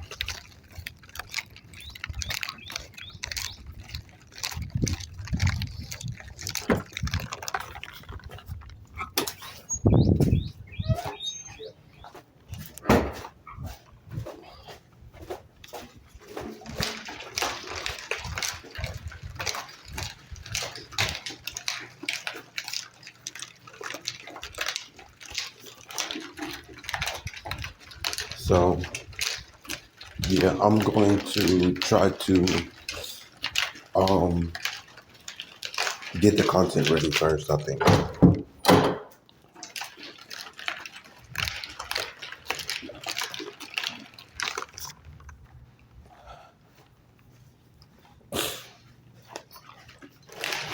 I'm going to try to get the content ready.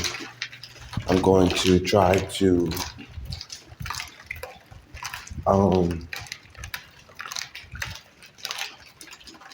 batch as much stuff as I can, batch as much stuff as possible in like 4 days, right? I'm not going to even do like a week, in like 4 days, and then just start rapid posting because I don't even know what's really going on with that. It's been so quiet. It's been so quiet, and I don't know why.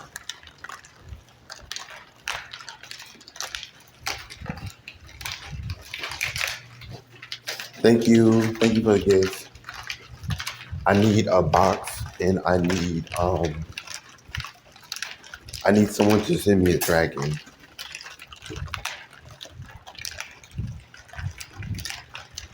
Has it? You know what? I have not checked. Oh, it's right there. It should be on my screen somewhere. It's right there, I think. 243. That's all right. I mean, that's the thing though. Like, I'm not trying to be like the number one. Where's Danny then? Where's Michael on the ranking? Oh, okay, so he's like 100 ahead of me. I'm not trying to be like a top streamer or anything,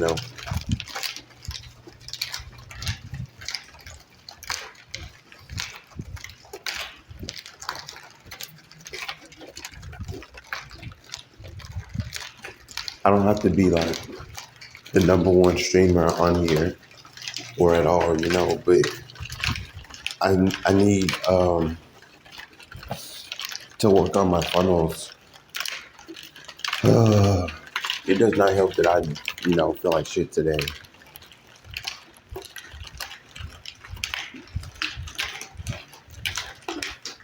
Yeah, I'm on here. I'm making content. I give people the resources. there's not really a reason to, see it and not want to tap in. I don't understand why. I don't get it. I do not get it at all. I'm not sure if it's because my reach is bad, but I will try to fix that the best I can. I don't know. I don't know because, like, in my head, I'm like, it's because of my appearance or something. I don't know.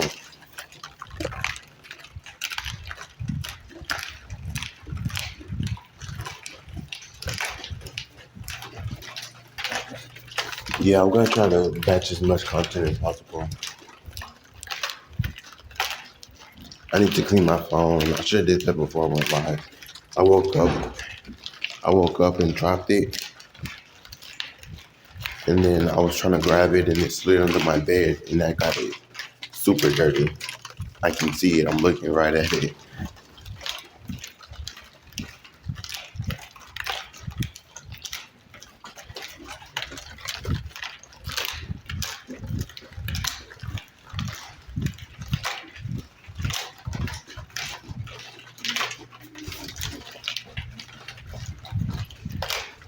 Maybe I do. Okay, so I have a hard drive that I have designated for all the content for the Telegram group. And if you guys don't know about the Telegram group, it's a spiritual group called Design by no, it's called Life Society, and it's basically like a group where you can get connected and network and meet other spiritual people. It's super fun though. It's like very laid back spiritual stuff. But at the same time, that is not designated for transformation, right? Just kind of like a life, a lifestyle thing.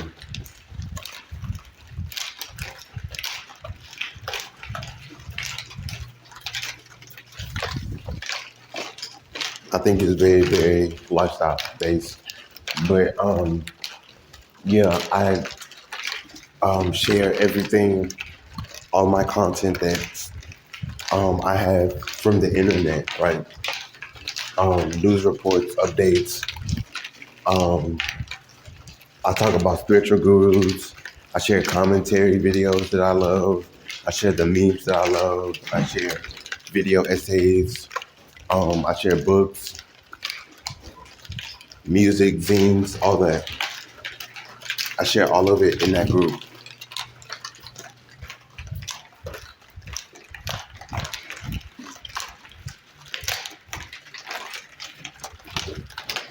So it's vital that you are maintaining your growth in your in transformation and improving, getting enlightened,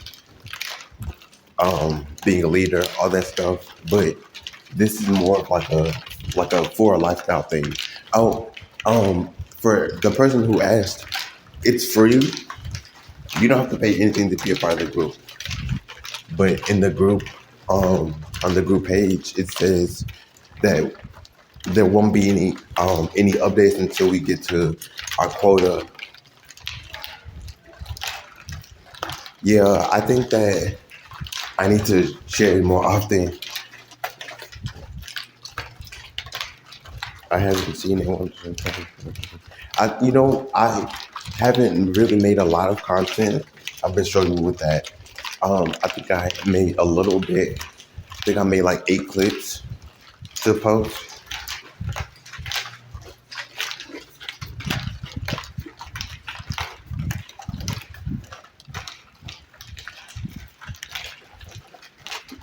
It's kind of hard because, first of all, you don't really hear about Telegram groups that are like super popular, let alone, like the marketing for it, the niche for it is kind of not there because people, like don't go looking for that. But I want people that already have the app that are, huh? Yeah, I'm broke. I don't have no money. I'm back. I get later. I would say the longer you wait, the longer you gonna have to wait for it. Yeah, I was wondering if they were still serving, bro. Yeah, it's only 9:30. You want me to go get it now? Yeah. Yeah, I'll go.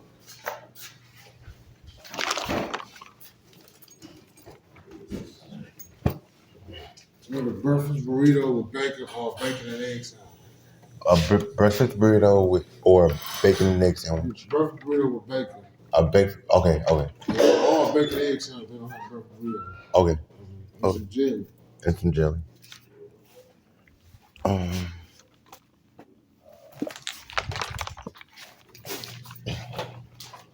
I feel like shit, bro. All right. How much you gonna charge for long? Give me 2 and I'll be good. Can I get 3? Yeah. 3. 3 is fine. All right. I'm going in straight back, okay?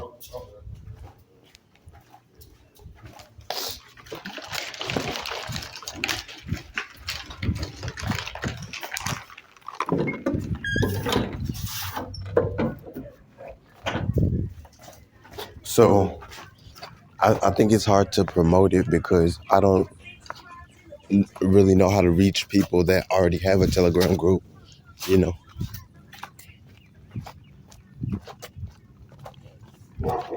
Someone said I could find people that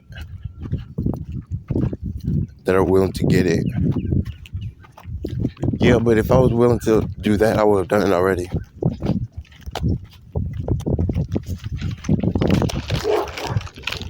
I would have done that already. Because my thing is, I think the people that already have a Telegram group would want more groups to be a part of, Mine just so happens to be spiritual.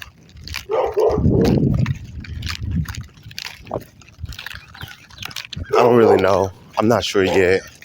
But I do need to figure it out, though.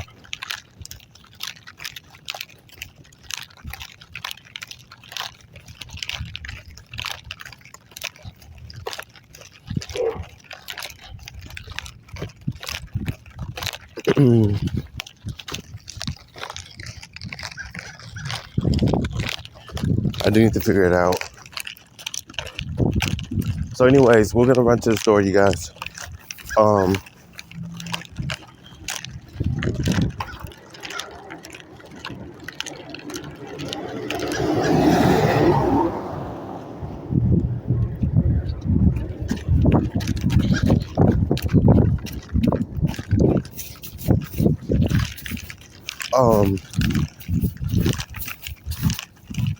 So I think we're going to put a hold on the transformation series for this live stream. And then I already have plans for what I want to talk about the next live stream because I have updates.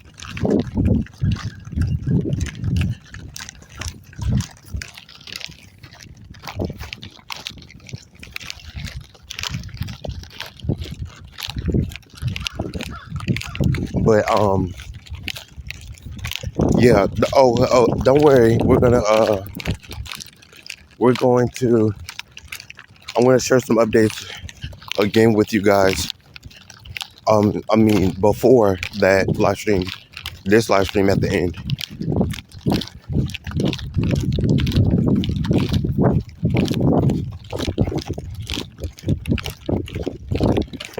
So yeah.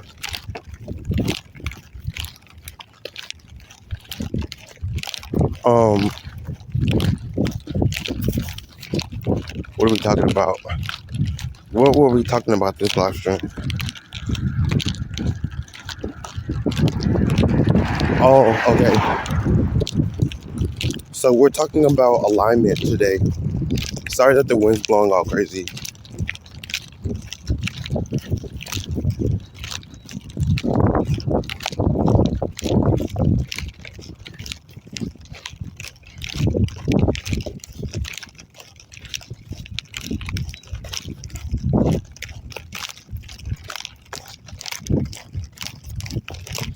So I think some of y'all have known because I talked about it before, but I'm gonna recover it. So I'm sorry.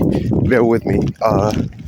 Just stick with me, and we're gonna get through it. But I talked about it before about how alignment is adapting. So that's pretty much what we're gonna be talking about for right now.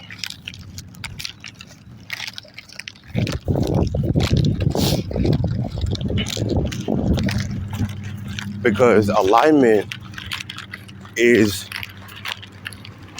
one thing that a lot of spiritualists don't teach you, right? Is that alignment is basically the awareness, right?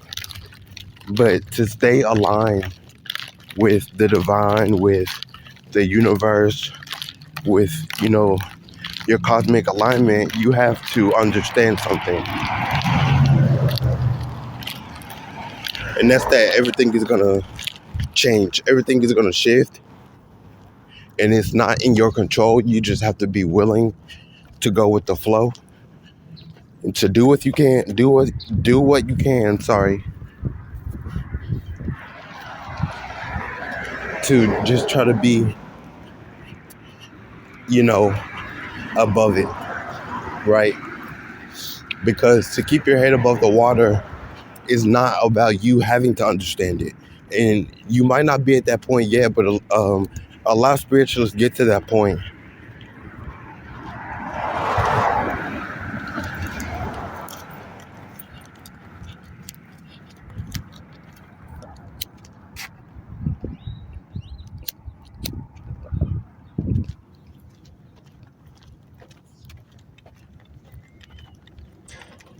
where they are moving in faith. They don't know what's going to happen next. They don't know what's going on, what's working, in the bigger picture. They just trust. And you guys are going to have to learn that alignment is the ability to shift. You need to know that before you try to seek alignment, which is different from seeking peace. Because to keep your peace in alignment, you're going to have to understand things will change, things will adapt, things will evolve, things will transform, and you might not understand it. But the important thing is that if you're willing to continue down that path, you'll stick with it.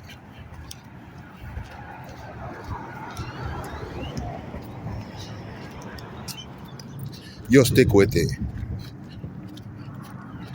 So you have to understand that it takes patience, it takes faith, it takes for you to, you know, just believe that it'll work out. It'll work out. But you have to believe that it's unfolding, that it's unfolding in the right way. So yeah, I think that with alignment, you have to be ready to embrace the change that comes, whether you're ready for it or, it's unexpected. I think that you have to be ready for those type of, circumstances, those type of experiences, those type of situations, because that's what alignment is. A lot of us have this misconception about alignment that, like once we achieve alignment, like it's some set goal, right? Our end game goal, that we will reach a pivotal point, when in reality it's just the point of pivoting continuously. So I wanted to talk about that. I'm really good at that. I'm really good at changing. I've embraced change very well. One time I think I was talking about that and I said something about change. You don't know where change goes, but that is the beauty of being willing to go wherever, the universe is trying to lead you to, right? Because it's important because you never know what direction you're going in sometimes, and it can be hectic and it can be confusing and it could be very nerve-wracking, right? But in those feelings of overwhelming, it's so easy and simple to just close your eyes and just move and just decide, you're going to move, whether if it's the right direction or not, where you're going, where you don't, if you don't know where you're going, all that. I think it's very soothing because, trust is a very fickle thing in the first place. You trust one person 1 second and then, all of a sudden you don't, you know? You never know when you stop trusting, but the universe is calling you to just trust the direction that it wants you to take, I was thinking about that yesterday night. I was supposed to be meditating, but I didn't meditate.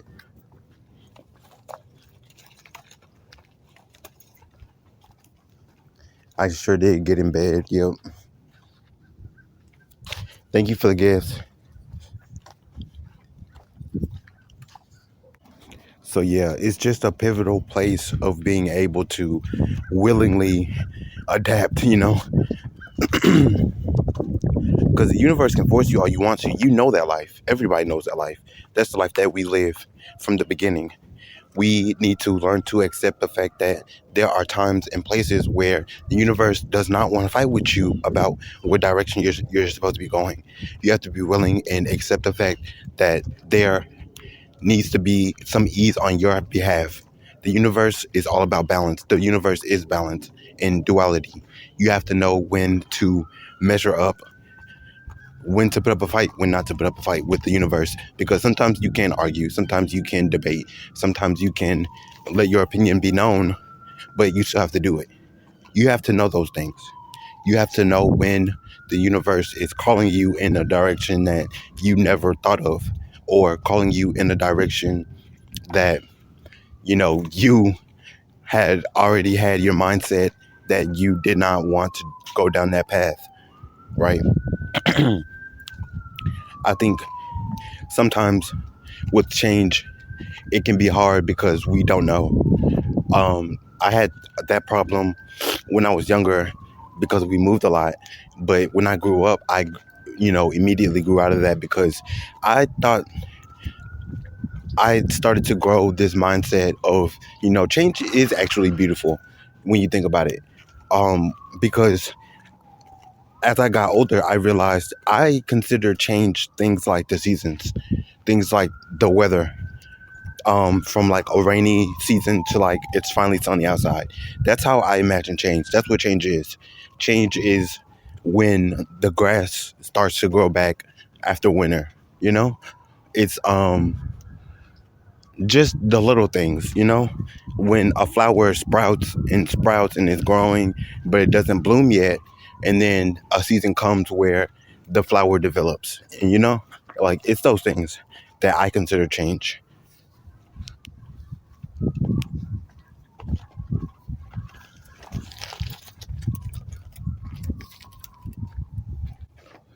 I don't want you guys to think that, you know, it's not supposed to be hard, because it is. It is every day. For me, for all the spiritualists you're watching, we struggle with that. We especially struggle with change. We hate when things are purposely changed up. We hate when things are, starting to be or feel different, you know? We hate it when someone comes and then shakes up everything. We hate that. We all do. But the fact that you need to learn to embrace it is because you are not adapting if you're not doing it with the amount of willingness that the universe is expecting of you. You're not. Whether it be a lot or a little. And we all know about the expectations of the universe because it's not easy. It's hard. It's hard to deal with that. And it always will be until the day that we die. But when we learn to shift, it can be this beautiful transformation that you never even know that will reveal itself a lot later. Wow, you did that with such ease. Wow, I did that the easy way without putting up a fight. And now I can do it right now. Watch me. right? Like, it's just those things that we need to be focused on, that we need to be patient about. It is.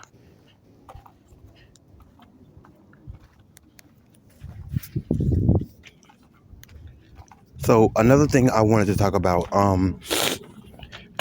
some of you guys didn't know, I'm a pagan.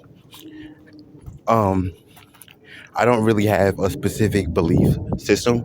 I just use it kind of as an umbrella term for my spirituality. If you guys didn't know that. That's all I'll share for right now, because there's no need for me to go into all the great detail about my life story and all that about me being a pagan. I'm a pagan, and I just use that as an umbrella term for believing in multiple gods, multiple deities, multiple um, spirits that are a part of the source, right?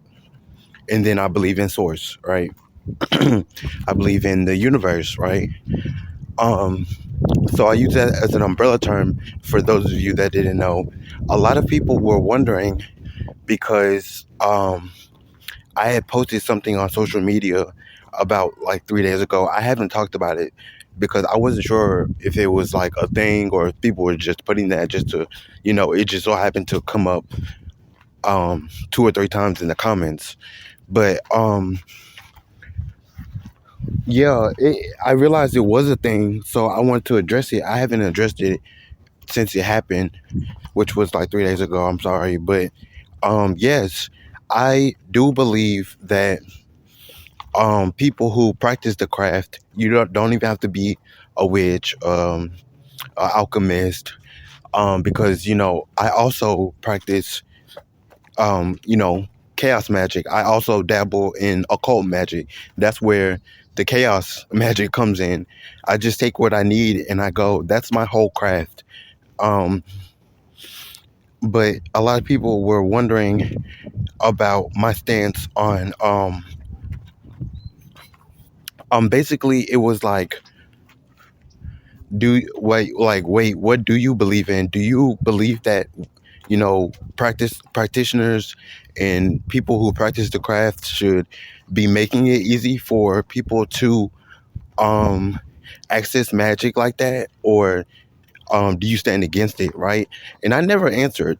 People are still commenting to this day. I responded to one person at the end of those comments that posted something today. um it has like 17 comments, all the same thing. You guys, I have a online wood shop.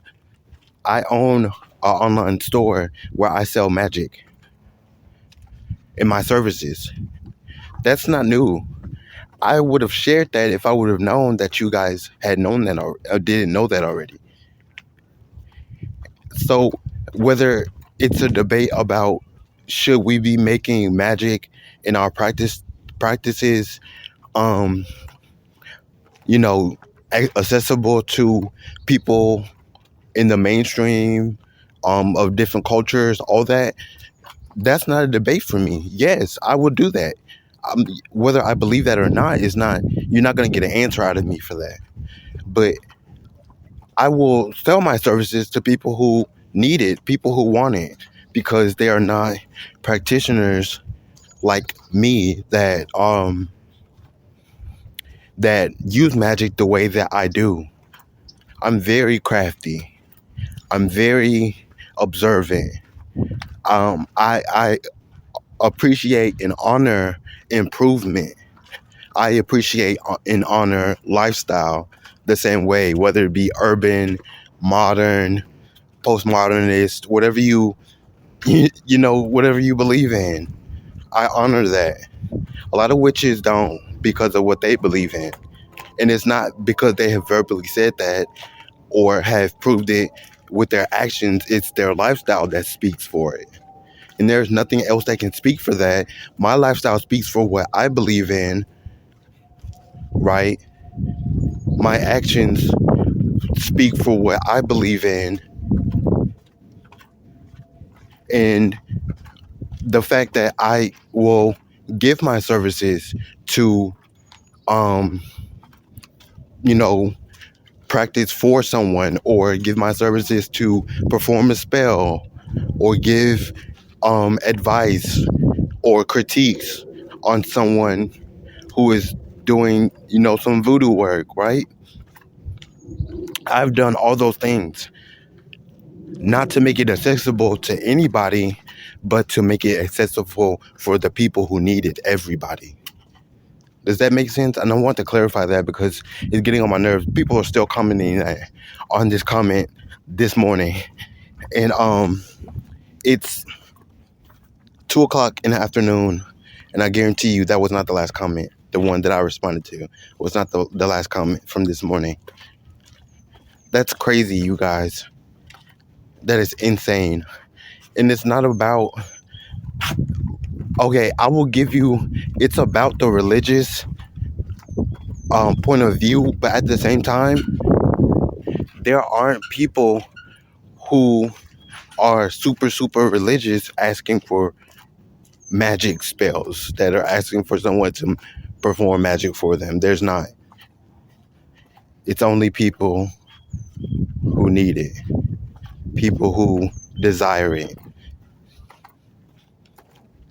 And regardless of that, I do consultations for a lot of my spells anyways, to just analyze those people, to look into those people, to figure out what they really want, what they really need.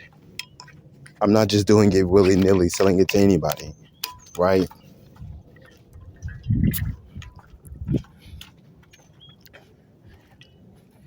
And I respect that. That is the new, today, as of today, that is what the new witch does. That is what the new witch does.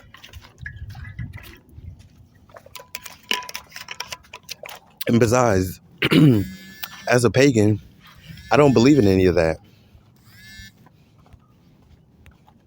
My entire world is upside down to your point of view of your understanding, let alone upside down to how you see my life from the outside in, not from the inside out.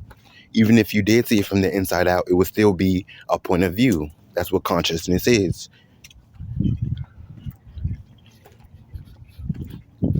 Whether I'm a new age pagan, whether I'm a practitioner, whether I'm a voodoo queen,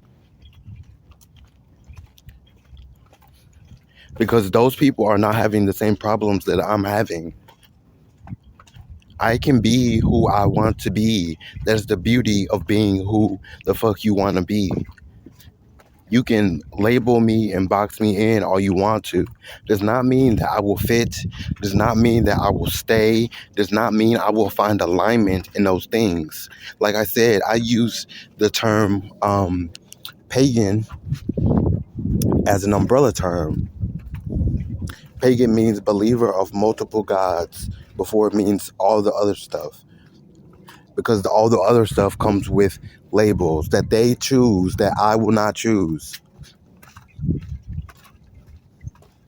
And a lot of the influencers you watch and follow, you're not giving them a hard time about believing in this deity and also serving a different deity. You're not. But for me, it's like crossing religions or something. It's not. It's not that. It will never be that. I will do what I want to, when I want to do it. And so they need to understand that. Do not interact with those people. Don't argue with those people. Don't go back and forth with them. Because some of them I don't even know. If not majority of them. All of them. I don't even know who they are. They're just random followers that I have. Bots. Faceless accounts with, as far as I care. So don't interact with them. Don't argue with them. Don't feel like you brave and trying to tell them about me, and while you're trying to tell them about themselves. Somebody should tell them about themselves, but it's not going to be me. So, and it's my post. So why are you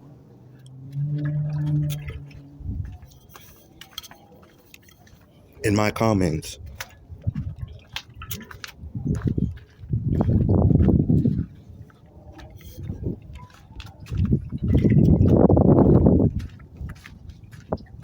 All that to say, just don't feel brave about me in the chats, because I don't care about no other influencers, and and not a single influencer has told me anything ever. I wish they would. I would check that. But as for the bots in the comments and white people, what? No, no, you will never get a response out of me like that. Nope. So don't fall for it, because I'm not falling for it. But yes, I have an online shop. I used to sell practices. I used to sell teachings. I used to sell actual spells. I used to sell tools to perform spells, different things. Like, it's not about making it accessible. None of that stuff was accessible in the first place, because before it even started, I was doing services to do it for people because they cannot do it. And that's the thing. They're not taking that into consideration. When a witch is buying spells, you know the person that they're buying the spell from knows what they're doing. I would not open a I would not open a witch store and let it get successful, wildly successful, if I had bad intentions. Because I sort of believe in 3 times 3, I sort of don't. It don't even really matter to you. So why fall for that?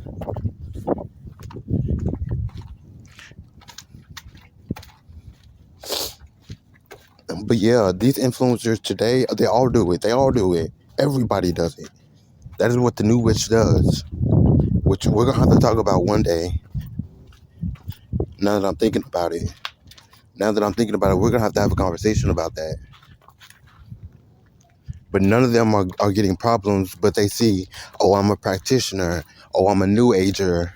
Oh, I practice chaos magic. Oh, but he also practices alchemy. You're mad in my comments leaving post while I'm doing yoga in an open field with the peace and calm of nature. We have nothing to do with each other. Just saying.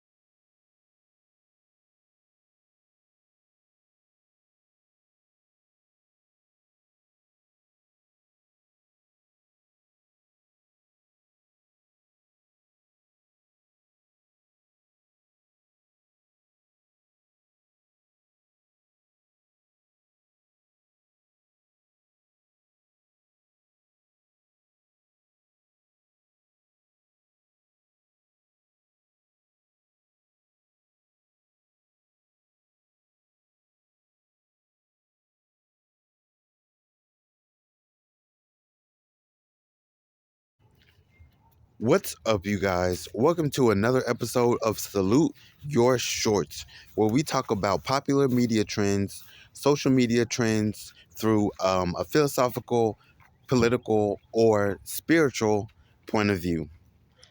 Let's get started with today's episode because we're talking about housing today and how housing and instability correlate in the parallels of rent anxiety and displacement through political exhaustion and risk averse tactical use through philosophical warfare. I think that this is important because we need to have a conversation because it can be confusing. It can be confusing because we feel already trapped in without a voice when it comes to housing, when it comes to you know the things that we want to do when it comes to financial freedom or success or things of that nature, because the world was already in place before us. So who are we to change um the entire world? I think that there is a huge correlation that we don't have enough conversation about when it comes to wealth and income and education, um, through financial success and happiness and spiritual belief and the correlation of those things and how they work together, and most importantly how housing, like paying your rent, comes into play with those things. you know Having to constantly pay your rent, um always seeking financial freedom, always seeking success and and wealth and income and a higher education, always looking for a job, always trying to network.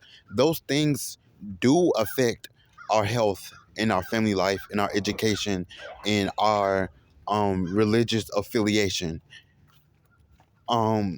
But we also do live in a world that was already put in place about those things. So it's very confusing.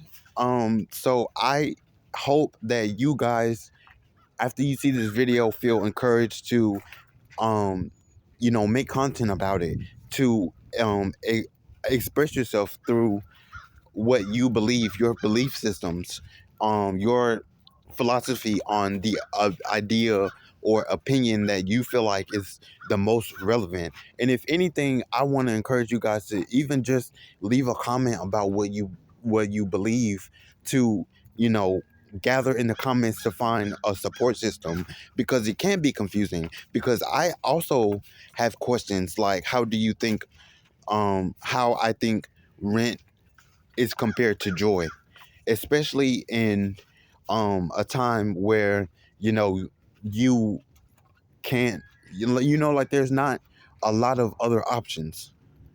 Or questions like, would I speak up about housing if I wasn't so insecure about it?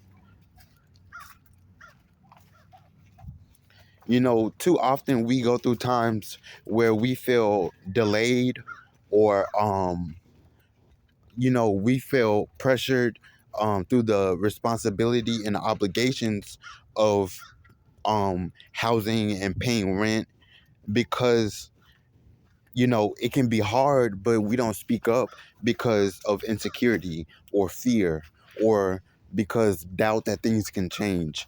But that can change, but those things can change if we use our voice um to put the power behind something that benefits everybody.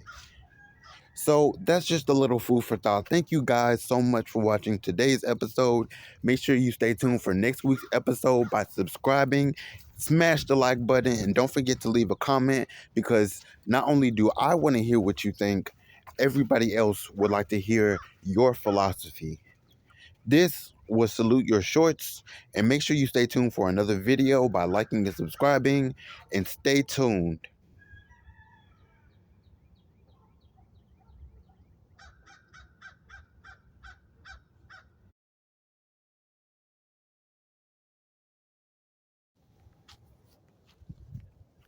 Oh, sorry. What's up, you guys? So we're doing sort of we're starting a series. First of all, that's where I was supposed to start. Sorry. My head's a little all over the place. So we're doing some series. We're doing a transformation series, which is what we're talking about today. We're starting that one. And then the day after the second part comes out of the third part, I'm tripping. The third part comes out. We are going to start a growth series, and then we're going to do probably like a inspo series after that.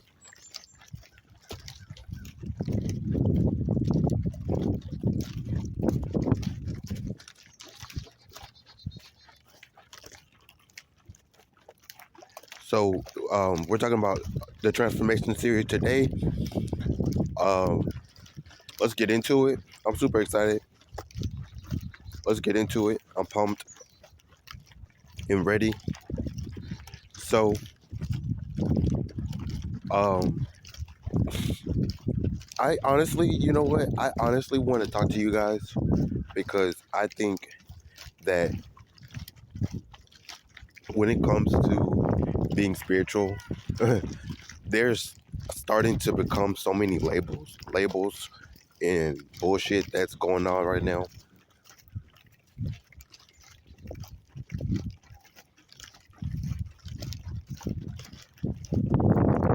I don't know what is really going on, but I think that we need to be careful of labels and what we believe in because for a really long time, you know, I tell that story a lot. I used to be a Christian. I thought that I was going to be a pastor.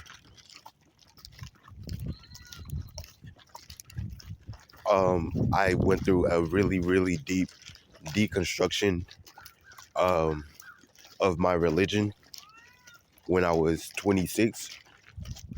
I ran from God and, I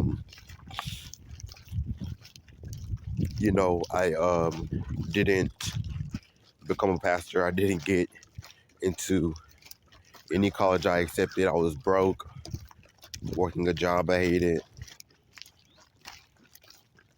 for 6 years, you guys. 6 years. And I was basically, I just was never planning to look back at that again. Even though for the entire span of that 6 years, I was always thinking about it. And now that I'm looking back on it,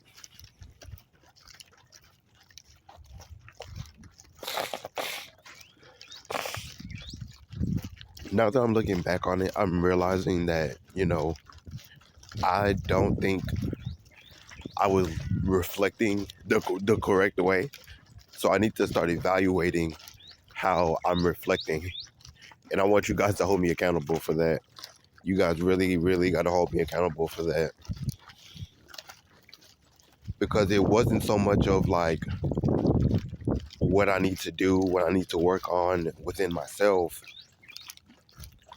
It was more of just like me feeling sorry for myself in a sense of like in the back of my head, I was always arguing with myself on what I should be doing with my life, which led to my midlife crisis at 26. And it was like always this argument in my subconscious, right? So that would always make me feel down.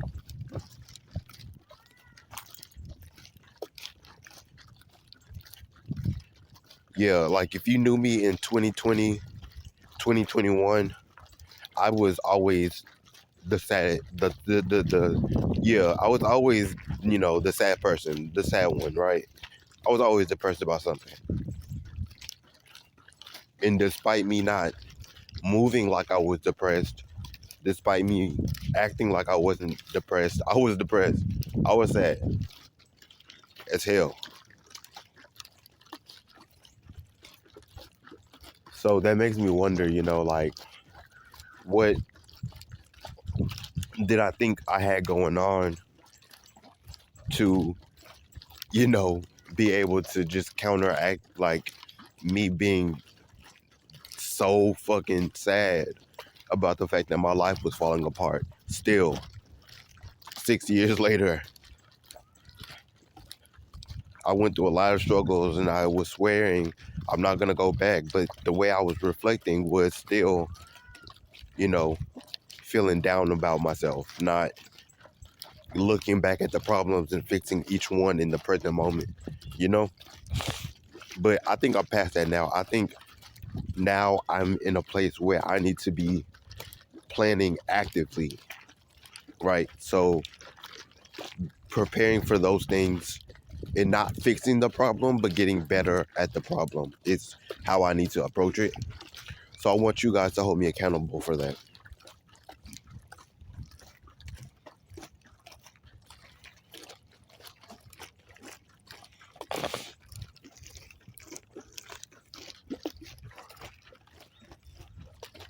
I don't know, man. I don't know. It was just really hard for me. It was very hard for me. I'm not going to lie. And then the deconstruction process was not great. It was not great, but we're not going to get into that. But after the deconstruction, right, I was going through like this intense, that's going to be our word of the day, intense.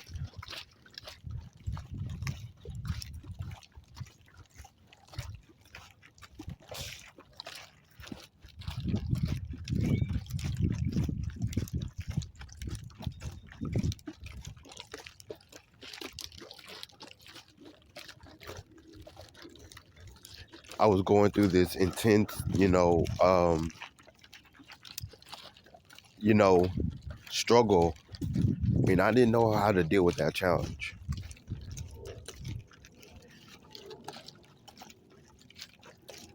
So today we're talking about transformation because I am kind of prideful now that I think about it, and I think I know why, but I am not for certain how I think I am.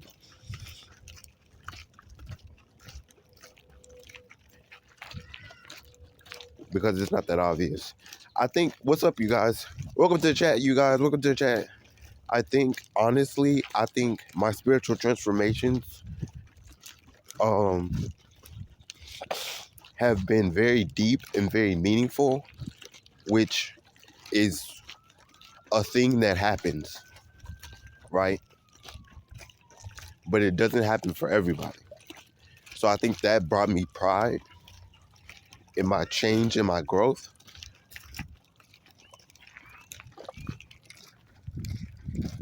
But at the same time, I'm wondering, like what did I do to be prideful of that? What was I doing to be prideful of that? I don't know. I was just very overly excited to have something different in my hands, something that was for me, when my whole life has been a lot of struggle. I learned recently a lot of people have to figure out that their life is not going to turn out how they want it. Y'all are so funny in the chats. Y'all are so funny. I don't know what was really going on to make me prideful.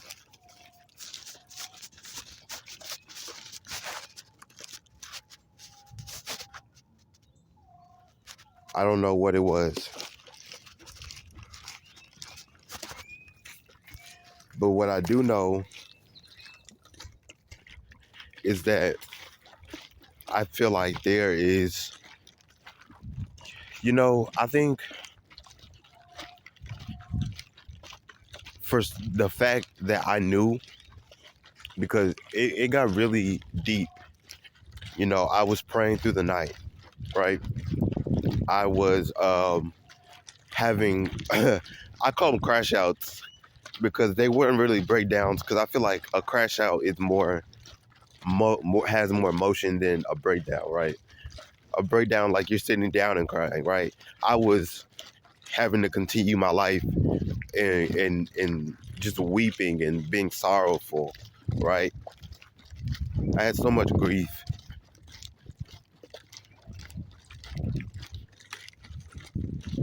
A part of me also felt like I didn't want to deal with that because I had worked out so much grief in my childhood, and it took me, 27 years to heal from all the stuff that I was actively learning. I didn't stop cutting until, excuse me, I didn't stop self harming until I was 21. I was like 23. Let's be for real. I was addicted because I felt like it helped me cope. That was my deepest coping mechanism. I was thinking about that when I was deconstructing, praying all night long, crying every morning before I would get up and go to work, but still, cleaning my house and taking a shower and cooking for myself and feeding myself, crying the entire time. And then I will pull myself together while I drove there, and nobody, well, they could tell, but they didn't know.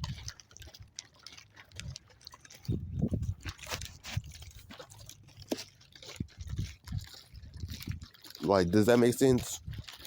So that really makes me want to evaluate my idea of what I think transformation is.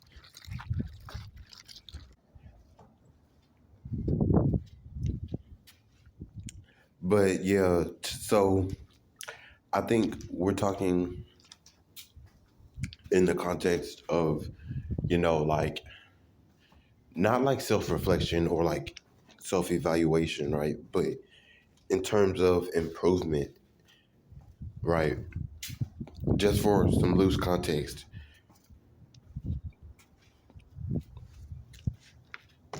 what because you know what, like, thinking about it, besides the fact that I did grow and change from that, because I'm gonna get to that. Besides the fact that I did grow and change from that, I don't think that those transformations were, I don't want to say good enough, but I don't think that I learned from it. Does that make sense? I don't think I learned from it.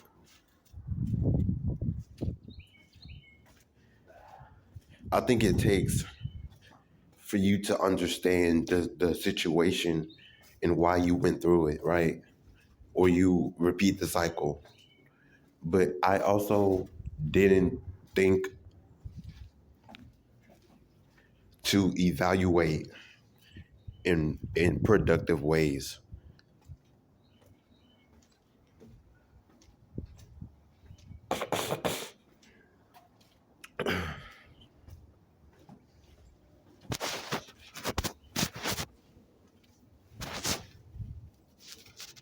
I don't think I did. I think I was like, you know, thinking about myself, because like the thing about it is, like, when you're in danger or you're scared, right, or doubtful, you do it. You thrive in those situations because you're thinking about you rather than thinking about the situation, the experience of it, why you feel those emotions, why you were put in those emotions. Why were you put in those emotions?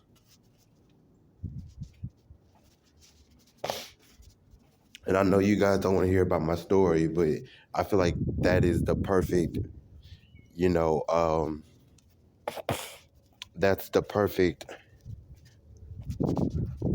example in my head.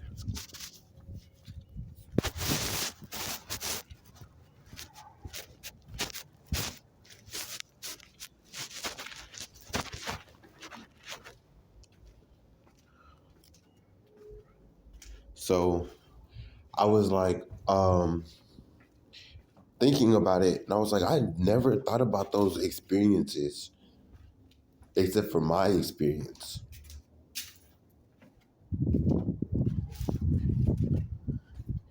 To evaluate those situations, right? What's up, guys? What's up? Thank you, guys. We got 1,320 people in the chat. Sorry. Thank you, guys. That's what's up. Um,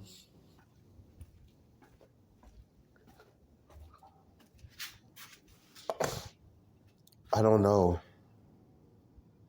because yes, I made the mistakes, but my life wasn't working out how I planned out already.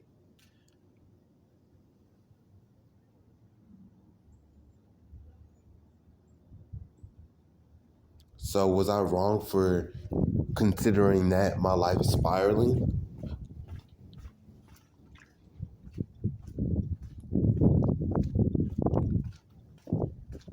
I don't understand what outcome or expectation you would expect me to have when I was already depressed, when I was already socially anxious.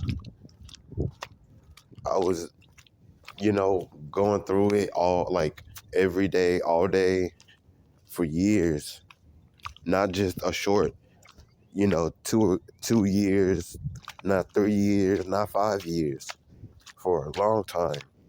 So what would you expect my outcome to be? To just be like, oh, I can pop out of it and then just magically levitate on my problems? Like, I don't understand.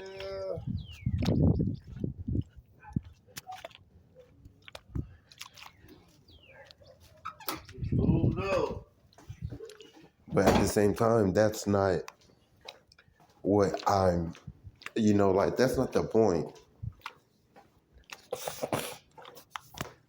I think the point for me is more of,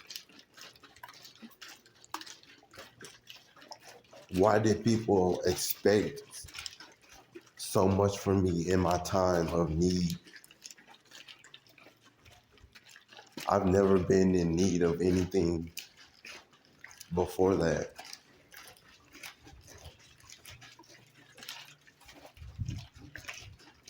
But people sure could, apply themselves when it didn't matter. I guess I never explained that.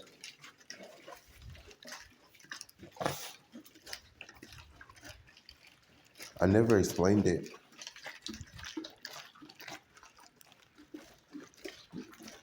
But yeah, I think to the point, because we're just gonna jump into it. Sorry, I got distracted while I was waiting for people to come into the chat. I think, I don't know. I think it's easy to self-evaluate. It's easy to self-reflect. I'm always encouraging y'all to reflect on other people's actions as well. But I don't think that is a good context for transformation. What I want to talk about, the first part of this series, I want to talk about the idea of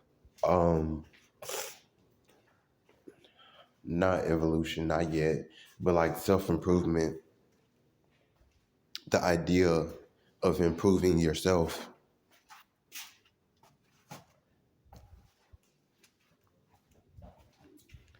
Because, one time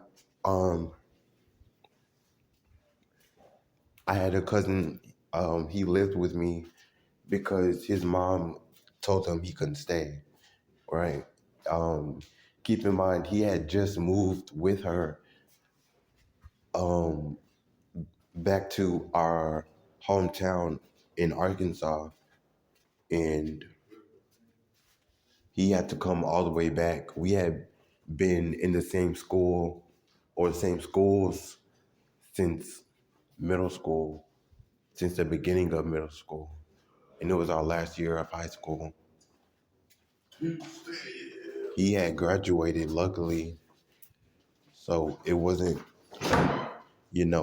him getting unrooted again. But he had to come stay with us.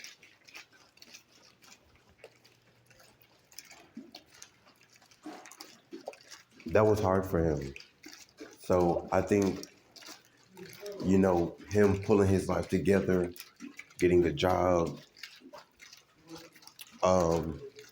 he had started working, and he didn't stay with us for another year before he moved out, got his own apartment.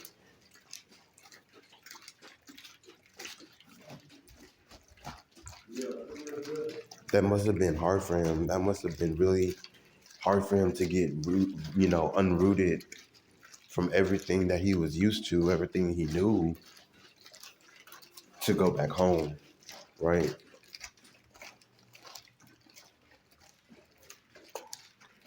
But we, I remember once we got into an argument because he was acting selfish. He was just being really selfish and undeserving of everything that he had got, right? And he had told me literally a couple days before then that he he wanted to continue to go no contact with his mom, but at the end of the day, you know, he she kept trying to put herself in his life. I mean, that's good in my opinion because our moms are very similar. And my mom did not try to insert herself back into my life when I went no contact with her. I'm still in no contact with my mom, with my parents, with my brother. I can't do it. So I was thinking, when we got into that argument, he was telling me that they were coming from Arkansas to visit for the holidays. And that whole day, he was just acting so weird. And I remember that making me think, like, did he not learn anything from what he had went through? Did he not learn anything from it? Because, having to get up off your feet again, get back up on your feet again when you were knocked down twice, 3 times in a row, like he had been.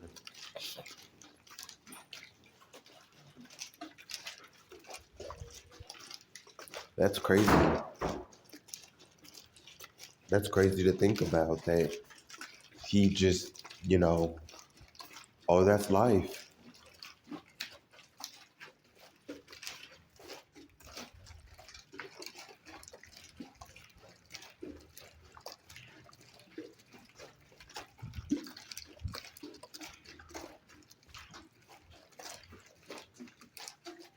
And I love him. I love him a lot. He's probably my closest family member. And he feels like in our family, he feels he feels the most like a safe place to me. More than my own brother, more than my own mom. I just, couldn't rely on him to grow up. But the reason I used that example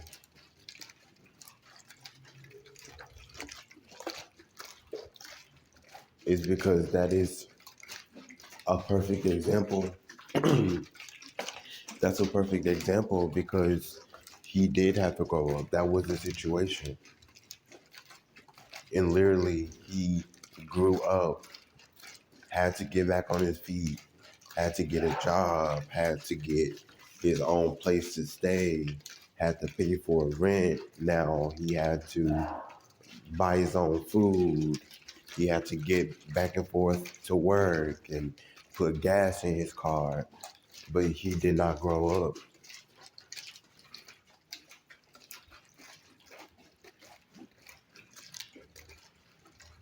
He did not grow up.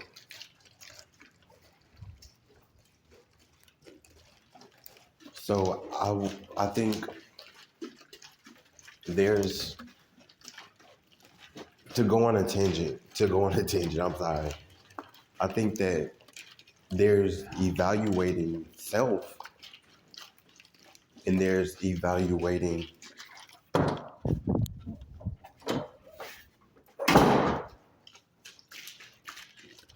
the situation, evaluating in self-reflection, in looking at the situation and asking why or how, right? Even the difference between asking why am I in this situation, why did this fall into place, is totally different from asking how do I get out of it the right way.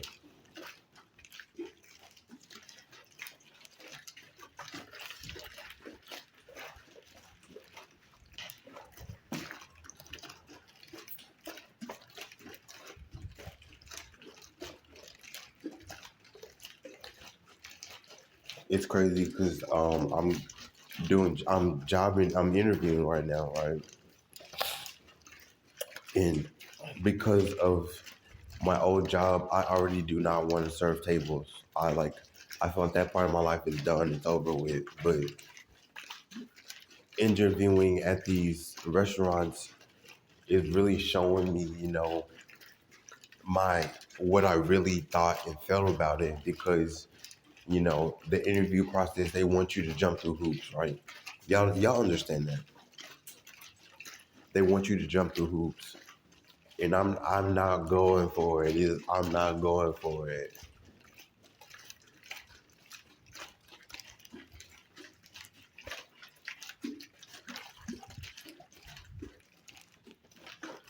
But I understand part of it, but deep down in me, I'm not gonna let go of the fact that I'm not willing to jump through hoops.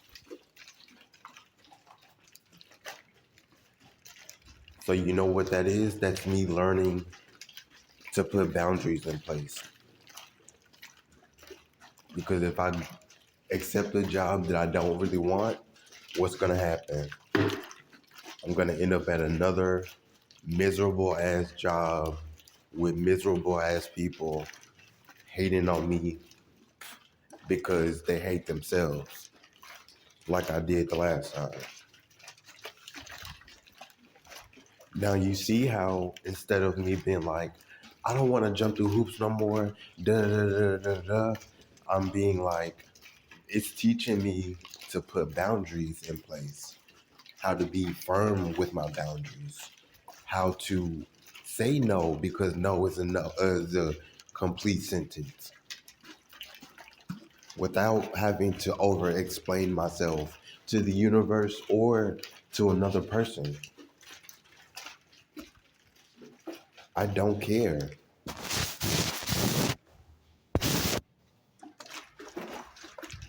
I don't.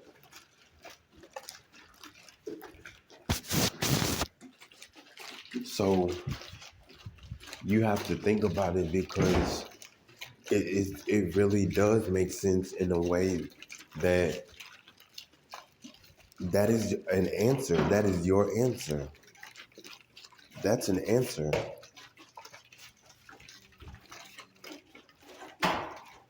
It's about how you look at it.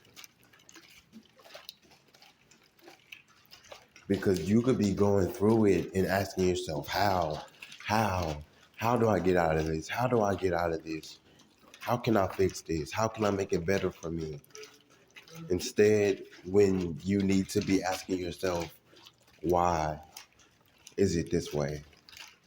Why am I in this place? What is my purpose here? Why do people, facilitate or harbor this environment that I now have to deal with?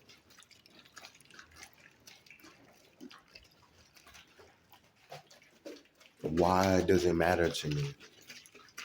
Does that make sense?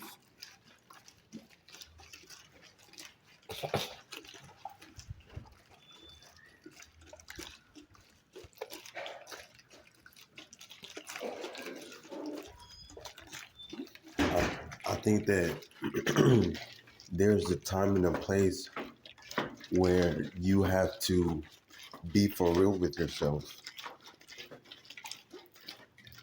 because you are not going to be able to see the bigger picture until you are honest with yourself. And we all need to be looking at the bigger picture, right? Looking at the bigger picture to figure out why these things have power in the first place. Why do these things fall on people, certain people, the way that they do?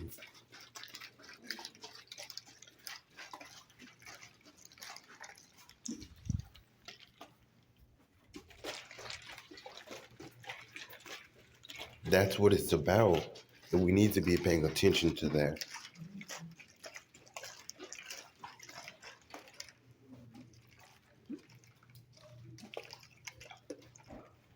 Another thing that we need to talk about,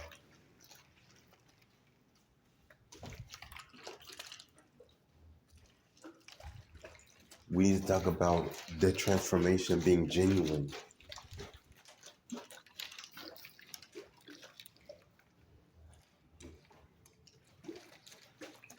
Because your transformation does not look like my transformation. And my transformation won't look like yours in my head or your head. It's going to look different to everybody from everybody's different perspective. And then what's really going on and what we think is going on. And then what's actually happening.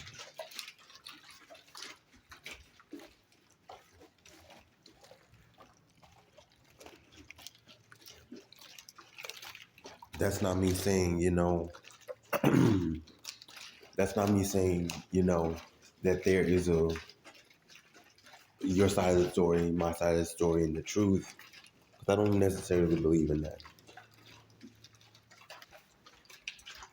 But what I am saying is that there is a defining outlier that needs to be acknowledged.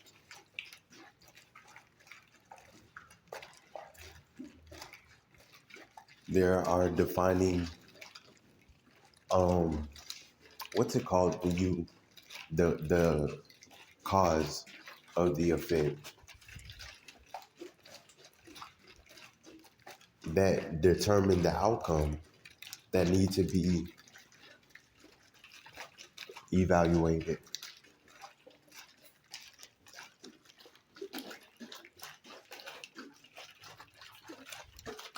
But I am going to say this, that, your transformation is something that you should value, because transformation and growth are not easy to come by for many people. So I should be grateful and blessed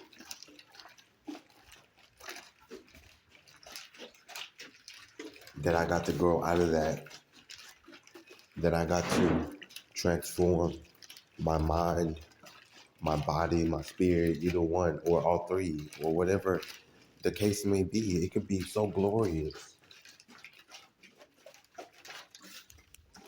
But at the same time, It needs to be genuine. Moving on, moving forward, we need to be talking about the transformation. We need to be talking about the transformation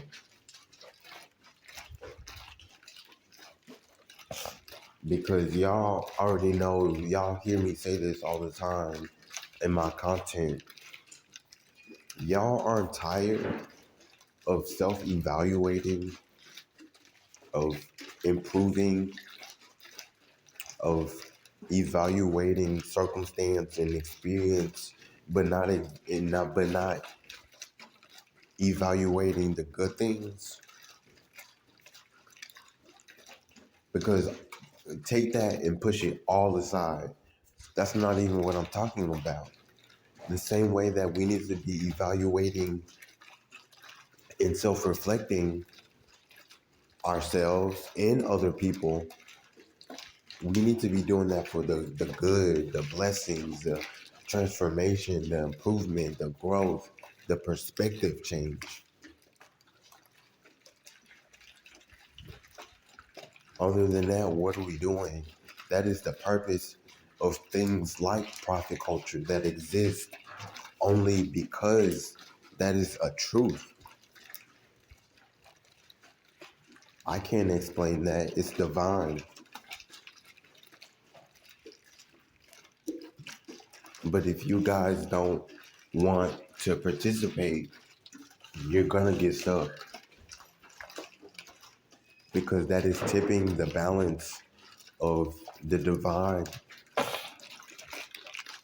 And the source is gonna see it as you don't even care about keeping a balance, about if a balance is even real. The source, the universe, they're gonna see you as selfish.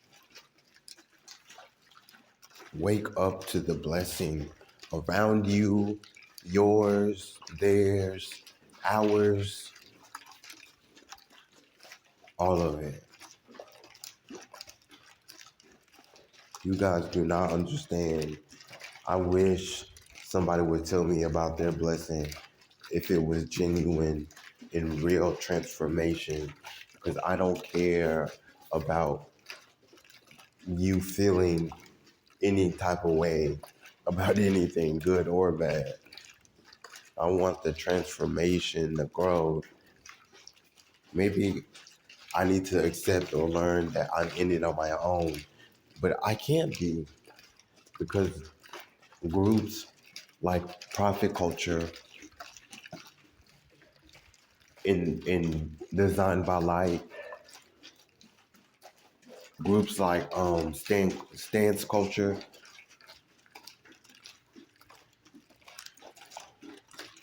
all of those. I mean, stance culture. I'm so stupid. Stance Nation. Wow, I should just stop talking because groups like Stance Nation and Profit Culture and Designed by Life, like I'm not gonna get it right, but you get the point. They exist because that is the truth, because that is a divine thing. Y'all want to capitalize and capitalize and capitalize, but sometimes that is not the right path. You guys are lost and don't want to admit it and want to for a world that you don't belong to. What? Let's talk about it. Stop settling for that world. Because money and power and fame, feelings, let's get into it. The nitty gritty. When in reality, you need virtue. That's a lot of y'all's problem. Y'all don't have no virtue. None. None.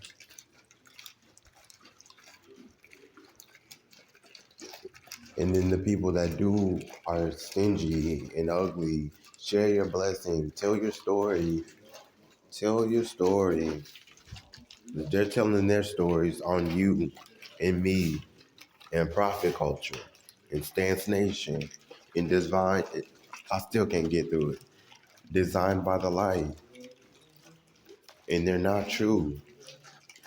Your story does not have to be louder or better or more confident, have more money, have more power, have more authority.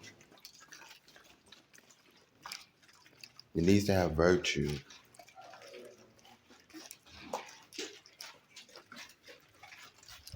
It needs to have value.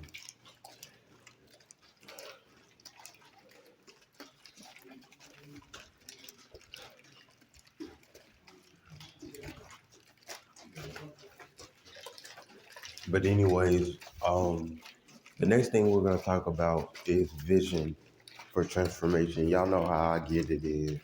So let's get into that, and then I'm getting off this live. We got like 400 more people in the chat since the last time I checked. That's good. We had a lot of people last night. I wonder why.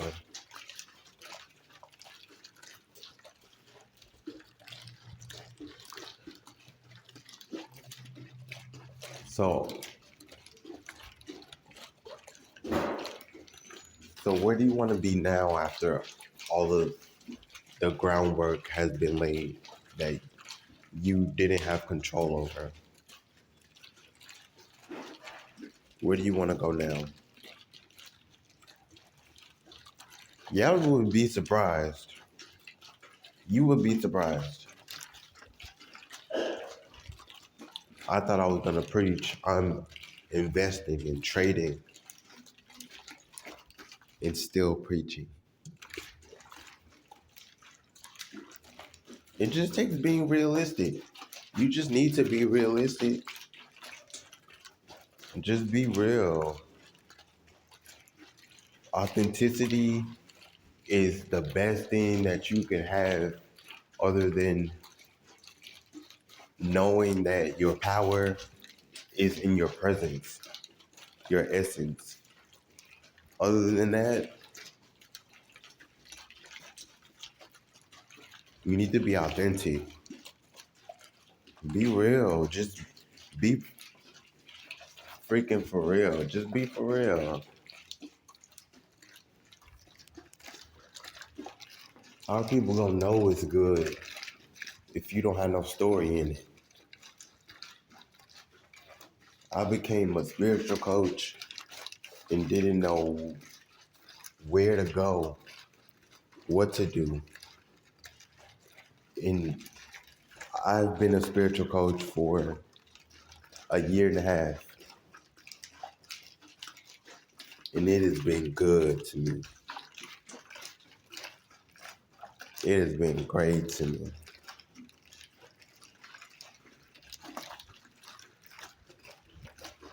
Better than I could have even imagined. But I don't even have to tell y'all my story. That's crazy how you don't have to tell the story. We're sitting here wondering, asking people, are you really blessed? Do you really feel blessed? Do you really love yourself?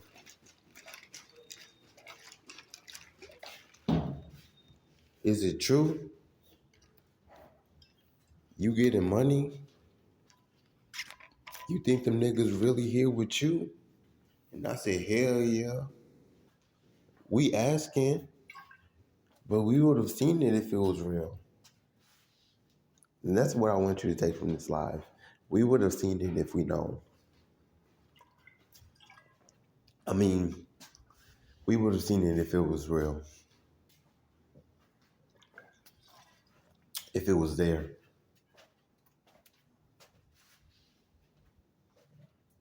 If it really existed, we would have known.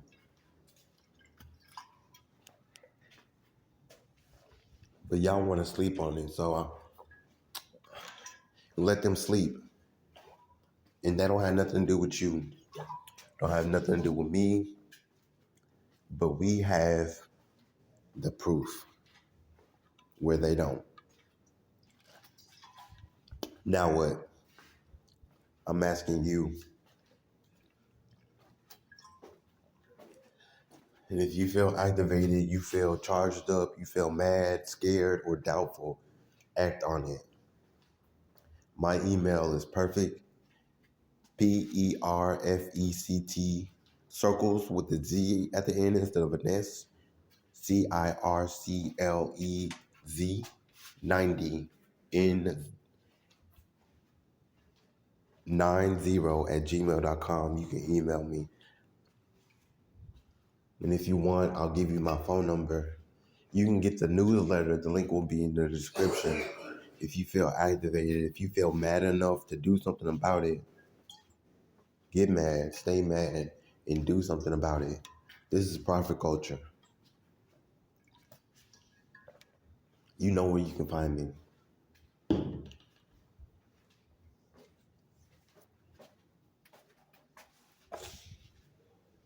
My spiritual journey has been so blessed.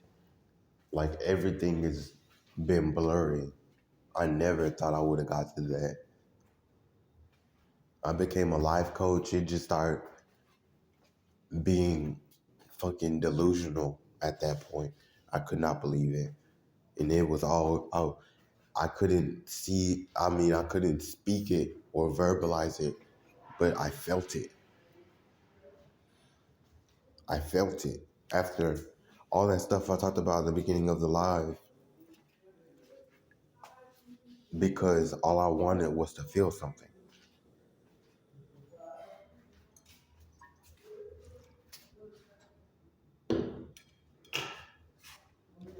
All I wanted was to feel something.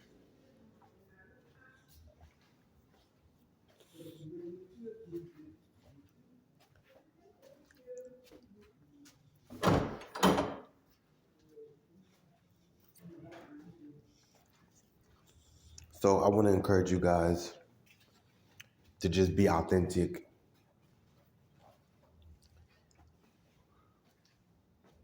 Because that will help you.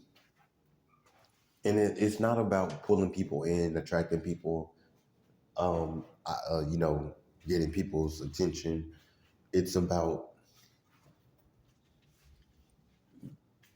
the joy of knowing what you can work on, what you can fix, what you can build, what you can scale.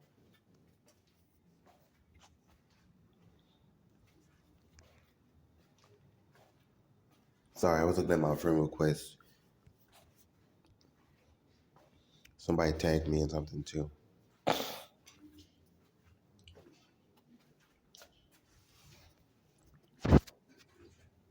So if you guys really feel some type of way about it, share anything and it will help. It's that simple and it's that good, it's that great. And if it changes, I will tell you. If it doesn't, you will know. You'll probably know if it changes. It won't though. It might, it could. It's not my place to say. You know it's not. But it is my place to speak on it. And with those things, it takes nothing to breathe life from those things. It takes nothing. This channel, this Facebook group page, my live stream accounts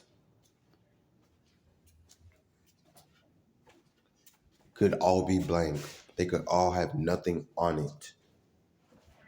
But still, people could use profit culture as a source to know that that is truth, to know that that happened, to know that that was a reference from something they believed in. What? With a blank account. And we need that. Imagine the power of a story. Please, somebody. Please.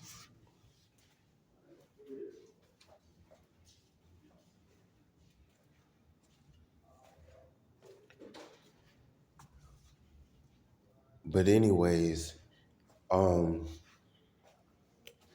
with vision,